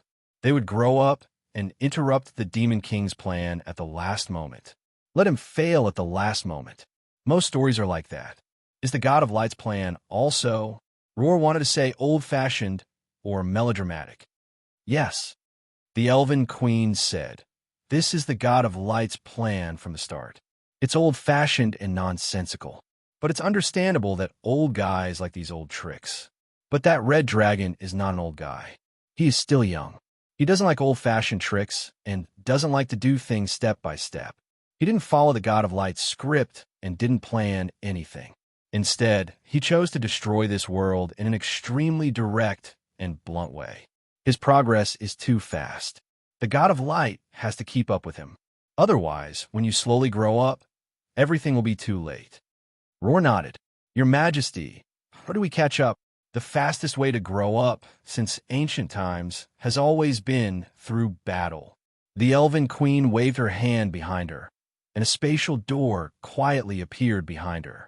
Wang Yin and the others were stunned, as if they were struck by lightning, casually creating a spatial tunnel that pierced through space. This was too powerful. Behind this tunnel is a battlefield. The younger generation of the God race and the demon race have been fooling around inside for countless years. You mean, you want me to fight with the God race and the demon race? Roar gulped as he asked in a daze. Even though he had seen many unbelievable things, he still felt that this was too *king unbelievable. Even if Roar was prepared to die in order to defeat the Red Disaster and save the world, he didn't want to die like this. How could a rabbit fight a lion in order to become stronger? Although it would be quite impressive if it could fight without dying, how could it not die? Unless the lion was too full and couldn't be bothered with the rabbit. Without waiting for Roar to say anything, the Elven Queen waved her hand. For some reason, Roar suddenly rose into the air and rushed into the spatial tunnel. Wang Yin blinked, thinking that this was too cruel. They had finally arrived at the Elven Island, but the Elven Queen immediately blocked them at the shore. She didn't even let them through the door and told them to go somewhere else. It seemed that they had come to the Elven Island for nothing. The Elven Queen had no intention of letting them enter the island. What about you? Do you want to go? Do we have a choice? Valesi asked. He's from a Church of Light. The Elven Queen glanced at her. Of course, you're different from him. You have a choice. We'll go. Wang Yin took a step forward and shouted, looking mighty. However, his trembling hands behind his back betrayed his fear. Wang Yin had his own plans. Since they had already come to the Elven Island, how could they be willing to return empty-handed? However, it was obvious that they couldn't enter the Elven Island. If they didn't want to go, they would have to return home immediately. They could only go and plan for the future. Moreover, he had heard every single word of the conversation between the Elven Queen and Rawl. Although it sounded messy and mysterious, judging from the Elven Queen's strength, she must be trustworthy. Wang Yin didn't believe that the God of Light would go to such great lengths to create a hero like her. Although Wang Yan's faith in the God of Light had mostly dissipated, he still believed that the God of Light was full of wisdom. The Elven Queen nodded nonchalantly and threw the four of them in together. In a seemingly endless pitch-black space, there were countless silver-white stones floating in the air, emitting a faint fluorescent light.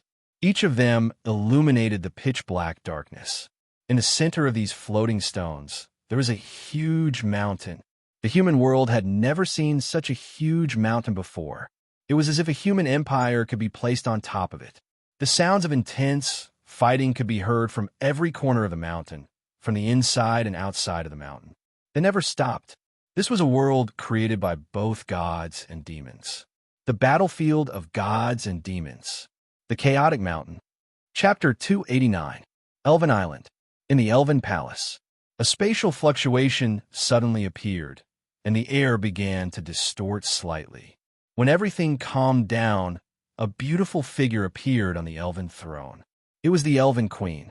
The elves were all at least at the peak of the ninth step. When the Elven Queen suddenly appeared, everyone in the palace immediately sensed it. The elves all bowed their heads, and other than that, they did not make a fuss. Obviously, they were already used to the Elven Queen's sudden appearance and disappearance. The Elven Queen waved her hand at the elves. The elves all understood the Queen's intention and bowed again, then retreated. The Elven Queen did not have anything to hide from her own people. She was just worried that the guy would hurt the children. The spring of life surged without warning, and the water rose higher and higher, until it looked like a mirror made of water was erected above the spring. It also looked like a door that could not be opened. The Elven Queen looked at the changes without a trace of surprise. Of course, this was all arranged in advance. Moreover, without her permission, who in the world could touch anything on the Elven Island? A ball of light appeared in the water mirror, flickering slowly. Is it because you can't even show yourself? Or are you just brushing me off? The Queen looked at the mirror and said, "What are you talking about? Why would I brush you off?" A grand, solemn voice filled with the aura of light came from the water mirror. If Roar was here, he would immediately recognize that this was the voice of the God of Light. "It seems that the divinity sealing array has not lost much power," said the Queen. "No, it has lost a lot," said the God of Light. "Has the hero been sent to the battlefield of gods and devils?" "He has. Are you still worried about me? Also, what year is this? The Chaos era has passed, and the mythological era has ended. Are you still playing the hero evil dragon?" The Elven Queen pouted, looking cute and innocent. At this moment, she really was like a little girl, innocent and naive. "Of course, I am very relieved when you do things." The God of Light obviously coaxed the Elven Queen. However, the old ways are not necessarily useless. No matter how times change, how the world changes, there are always some things that will never change. Just like how light always dispels darkness. Just like how light always dispels darkness. The God of Light and the Elven Queen spoke at the same time. Their tone and speed were exactly the same, because the Elven Queen was imitating the God of Light. The God of Light was silent for a few seconds. "I didn't expect you to remember this. I'm very happy." The Elven Queen didn't say anything. She thought to herself, it's hard to forget a sentence after hearing it millions of times. Besides, can God be happy too? Sigh. It's really not our wish to leave you in that world. If you can come to the heaven realm, at least enough. The Elven Queen raised her hand to stop the God of Light from lamenting. "Stop talking about useless things. You don't have much time left." The God of Light was silent again. "Yes, I don't have much time. This world is rejecting the power of God. It has matured. Because humans took over this world and became the master of the world. Yes. Then why don't we just let the red dragon break this pattern? Humans have lost their status as the master of the world and have to share the world with the other races. The principle of the world has fallen into chaos and no longer rejects the gods. You can also return. That won't do. When the light returns, the darkness will follow. So what? You really want the darkness to come back, don't you? After all, he is one of the gods who created you. Right now, the battle between the gods is like a human child watching his parents fight, a cold war. Aren't gods emotionless? Why are you so sentimental? When we want to have it, we can have it. When we don't need it, we won't have it. Then your emotions were created by you? Is it fake? Everything in the world is created by the gods. Mountains, rivers, birds, and beasts, but which one of them is illusory? So, it was to give him emotions? The Elven Queen thought. Where did you put the brave ones? The edge of the 7th floor of the Chaotic Mountain shouldn't be able to kill them. Furthermore, I have already entrusted the Guardian of the Chaotic Mountain to keep an eye on them. 7th level. I hope I can make it in time. This guy Huang has really given me a huge problem this time. The gods of that world couldn't enter, but his children were born and grew up in this world. After being recognized by the world, he can be considered a creature of that world. He can completely unleash his power, and no creature can suppress him. I'm still here. The Elven Queen reminded him. The son of the Fire Dragon King was nothing in her eyes. You can't leave the Elven Island. Why don't you gather the gods and change the contract? I'll go out for a while and help you kill that dragon. It'll save you a lot of trouble. This is not something you should do, and what you want me to do is impossible. Then what are you going to do? Even if the brave warrior you chose pierced through the chaotic mountain, it would be useless. He can't beat that megalosaurus, and he can't break through the chaotic mountain either. I know, I never thought that I could solve this problem so easily. This is a move of the gold. It won't be easy to deal with. Right now, I can't see clearly. I can only test the waters first. Then what if this brave warrior can't beat the megalosaurus? Wouldn't our efforts be for naught then?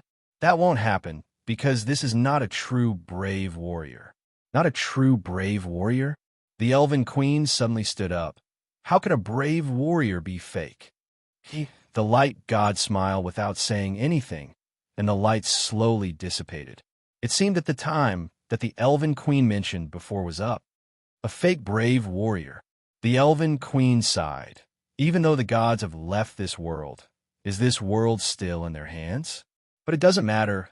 This world won't always be as they wish. I will help all the creatures in this world to obtain the destiny that should belong to them. They will no longer be controlled by any existence, and will truly live their lives as they wish. Because I promised you, Sokophia, sorry, god of light, god of darkness, the gods who created me, my parents. You control the boundless universe in your hands, and the stars revolve. The operation of the world's laws, the fate of all living things are in your hands. But this world shouldn't be like this, and it won't be like this. Because this is my world, Sokophia's world. So please let go. Chapter 290. It had been more than half a month since Calm Wind Pass was breached and half of the Divine Dragon Empire's territory was submerged. The higher-ups of the human race didn't try to cover up this matter because they couldn't.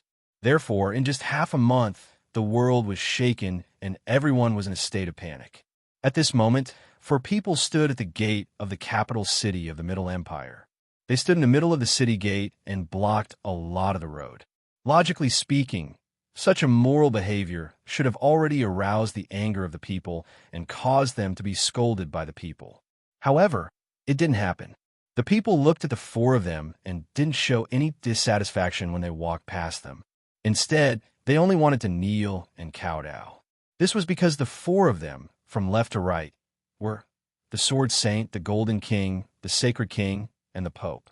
The people didn't even have the courage to look at these important people. But he couldn't help but glance at the young Golden King from time to time. Since ancient times, when had such a scene appeared in the Middle Empire, their emperor stood at the gate of the capital city without a single soldier. The young Golden King kept waving his hand at the people, indicating that they should do what they should do and not kowtow to him. The people understood the Golden King's meaning and walked past the 4 of them in fear. However, they still looked back every 3 steps. They were all looking at the Golden King.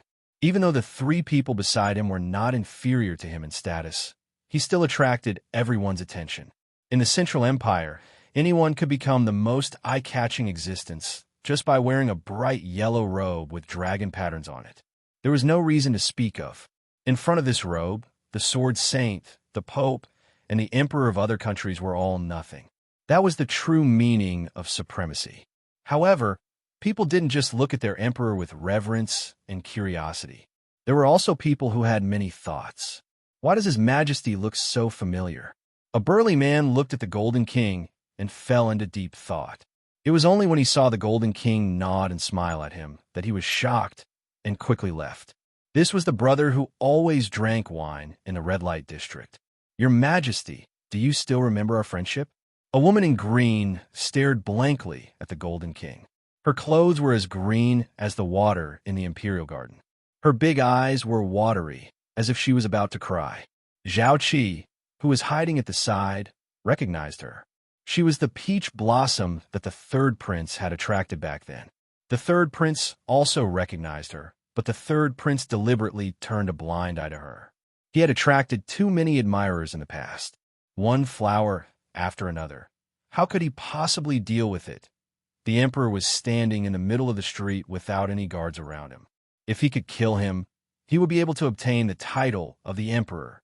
This was a Jianghu hero who felt a little intoxicated just by looking at the emperor. But when he saw the sacred swordsman standing beside the emperor, all his thoughts immediately disappeared. He lowered his head and walked away dejectedly. The fact that the third prince dared to stand in front of his own house without any armor meant that he was very confident. The Pope and his own uncle. If anything could happen to him with such a lineup, then it was probably his brother Long who wanted to kill him. But if it really was Brother Long, then it would be useless to bring soldiers. The Golden King waved his hand and called Zhao Qi to his side. Your Majesty, Master. Zhao Qi walked over and bowed with his sword in hand. Is the information accurate? Why aren't they here yet? The Golden King asked. It seemed that he was also a little uncomfortable being stared at by passers-by. Speaking of which, it was his fault. The young man's actions were too ridiculous. Thinking of this, the Golden King couldn't help but lower his head slightly. Don't lower your head, Sword Sage suddenly said calmly, which gave Golden King a fright. In public, the Emperor of a generation bowed his head in front of everyone. What kind of scandal is this? Uncle, you're right. I've learned my lesson, the Golden King said softly. He stood up straight again. A passerby carrying a backpack happened to hear the Golden King's question. He suddenly turned his head with a face full of shock and looked at the four people in shock. His Majesty the Golden King was standing in front of his own city gate. So he was waiting for someone, and there were three important people standing beside him who could stand shoulder to shoulder with him, waiting with him. Most importantly, it seemed that they didn't know when that person would arrive. These four people were just waiting here like idiots. Who was this person who could make the Golden King come out of the city and wait like idiots? Zhao Qi's reply solved this question. Your Majesty, the Shadow Guard has already seen the Saintess in front. I'm sure the Saintess will arrive soon, Zhao Qi said. The wise king's breathing suddenly became rapid. The Emperor of the Saimai Empire appearing in front of the Middle Empire's capital was obviously not a normal thing. In order to do this, the wise king had paid a huge price. But in the eyes of the wise king, this was nothing compared to his daughter. This precious daughter of his had been trapped in the dragon's nest for many years. Now that she was finally back, he didn't hesitate to let the Pope use the teleportation portal to send them to the Middle Empire's capital. He hoped that he could see his daughter, who had suffered so much after being separated from him for so long. The pitiful hearts of all parents. Suddenly, there was a roar in the distance. The four of them looked up. They saw a huge figure quietly appear on the horizon, running towards them in the sunlight. Behind it was thousands of rays of morning light. It rushed towards the capital with the momentum of thousands of soldiers and horses charging. It was Stee riding on an unknown magical beast. She was charging over madly, causing a cloud of dust to fill the sky, as expected of the paladin of the Church of Light. Her horsemanship was amazing. She could really ride anything. The Golden King looked at the figure and the strange-looking magic beast and thought to himself. He still remembered that the woman once took down a door with her bare hands and threw it up to the third floor. She even smashed a big hole in the door of his room at that time. Not long after, Staya had already arrived in front of the capital with the morning light and the dust in the sky. She stopped in front of the four people. The four people stood out too much. It was hard not to notice them. Staya flipped over and got off the beast. Her movements were pleasing to the eye. She did it smoothly and smoothly in one breath. Father! The huge surprise interrupted Staya's smooth movements. She never thought that she would be able to see her father in front of the capital of the Middle Empire. My child, you're finally back. The wise king stepped forward and hugged Staya tightly. He was so emotional that tears filled his eyes. You've suffered, child. Are you all right? I'm fine. Staya was so touched that her eyes were filled with tears. She was speechless. Before she could say anything, The Pope had already walked up and patted the wise king's shoulder to comfort him. Look at her. She rode such a big magic beast all the way here. She's so energetic. She must be all right. The wise king turned around and glared at the Pope. He waved his hand and blocked the Pope's hand. The Pope took 2 steps back. Yes, His Majesty the Pope is right. Father, you don't have to worry anymore. I'm fine. Staya nodded. She looked at her father, whom she hadn't seen for a long time. His hair was already snowy white. She felt sorry for him. Father, I'm unfilial. I made you worry because of my stubbornness. No, no, no. You're a good child. You're my pride. You're also a good princess of the Simai Empire. The wise king was so emotional that he couldn't speak properly. He still remembered the day when the red disaster came to the wise king's city and suddenly captured Staya. Yes, you're also a good saintess of the Church of Light, the Pope added. Staya was silent for a while. She looked at the Pope and nodded slightly. His Majesty the Pope. They were of the same rank in the Church of Light, so they didn't have to greet each other. Yes, yes. The Pope nodded. I haven't seen the Saintess of the Light for a long time. You become so outstanding. I'm very happy. Stee was a little confused. According to her memory, she should have only met the Pope twice, and this time had to be included. She didn't know what he was happy about. Father, how's Mother? Staya asked. She's fine, she's fine. She just misses you so much that she can't eat. Didn't you tell Mother? I did. If I didn't, your mother wouldn't be able to live. I'm unfilial. No, you're right. Father, your hair has turned white because of me. The child, he's indeed old. Everyone looked at the Pope at the same time. This was what it meant to spoil the mood. Why are you all looking at me? He's indeed old. His hair should be white. I've experienced this before. Everyone looked at the Pope's white hair again and didn't say anything. Cough, cough. In the end, the Golden King, the host, broke the silence first. Miss Chun, oh no, Saintess. The Golden King bowed. When Staya was hiding her identity with Jilin in the Middle Empire, she changed her name to Chun. The third prince, oh no, Your Majesty the Golden King. Staya returned the bow. Saintess, you're too polite. If you don't mind, you can still call me the third prince. Staya smiled. You can't ignore the etiquette. If my teacher, who's the Minister of Rights, heard this, he would definitely say that's great. The Golden King said, I know that the wise king and his daughter are very excited to meet, but there are too many people here. It's not a good place to talk. How about you come back to the palace with me? Staya paused and looked at the Golden King in surprise. You've really changed a lot. The Golden King smiled. If there's anything in the world that can change people's minds, it's probably the throne. The Golden King turned and left. He walked down Vermilion Bird Avenue towards the palace. He was right. He was no longer the person he used to be. He was now the Emperor of the Middle Empire. As the Emperor, no one in the world could make him come out of the city to welcome them. But he still came out, because he didn't really come out to welcome Staya. He came out because the Middle Empire urgently needed to know all the information about the Red Disaster. And now, in terms of understanding of the Red Disaster, no one could surpass the Saint of Light Staya. She was a human who had stayed by the Red Disaster for many years and was unharmed. If Staya knew what the third prince was thinking, she would definitely disagree. She would think, it's not that I haven't been injured before, it's just that I've been healed. And I even died once. Middle Empire Palace, Imperial Study. Everyone stepped into the room under the guidance of the Golden King. As soon as the Pope entered the room, he grabbed Staya and asked, Where's the Holy Book of Light? If the wise king went to welcome Staya to see his daughter, then the Golden King went to welcome Staya to obtain first-hand information about the Red Disaster. Then the Pope came to welcome Staya because of the Holy Book of Light, the inherited artifact of the Church of Light. Although the Pope didn't do things properly, he still came for official business. The Holy Book is here. Please take a look, Your Highness. Staya was obviously prepared. Without any surprise, she took out the Holy Book of Light and handed it to the Pope seriously. The Pope took the Holy Book and looked at it for a while before returning it to Staya. This thing couldn't be fake. It shouldn't be. It said that the dragons are greedy by nature. How could they let you bring the Holy Book of Light back? The Pope mumbled to himself. Your Highness, That's enough, Master Sword Saint said in a low voice. This is the imperial study of the Middle Empire Palace. TSK, TSK, TSK. The Pope looked at Sword Saint and shook his head. Master Sword Saint, you're really something. Isn't it just your nephew who got promoted?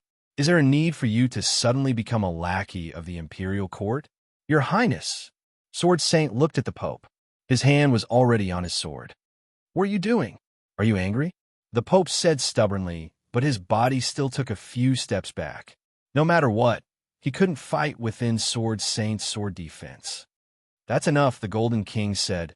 Everyone, please take a seat. The Saintess of Light is wise and brave, taking great risks and staying by the Red Disaster's side for several years. She must have brought back vital information. I hope that the two legends will not let down the Saintess' efforts because of some trivial matters. As Golden King spoke, he pressed a button somewhere on the desk. In the main hall of the Imperial Study, a magic array suddenly appeared, followed by a series of phantoms that began to appear. Today, Stya left the Red Disaster and returned to the human race. The Sacred King knew about this in advance. He had already informed the various kings of this matter. They agreed to gather information about the Red Disaster together. This kind of technology consumes a lot of resources, so I won't say much. The human race will always remember your bravery and thank you for your contributions to the human race. Now, please tell us, what is the Red Disaster's weakness? The Holy Maiden. This was the War King's shadow. His way of speaking was as straight as his spear. Unfortunately, the Red Disaster has no weakness. Stya's words were just as direct. She almost killed this resource-consuming conversation with one sentence. Tisk. The Golden King put his elbow on the table and rubbed his forehead. He had long expected such an outcome, but when he heard it with his own ears, he realized that reality was always more impactful than he expected. You're tuning into the Warrior Lore YouTube channel. Don't forget to subscribe and join us on this journey to catch the most captivating stories.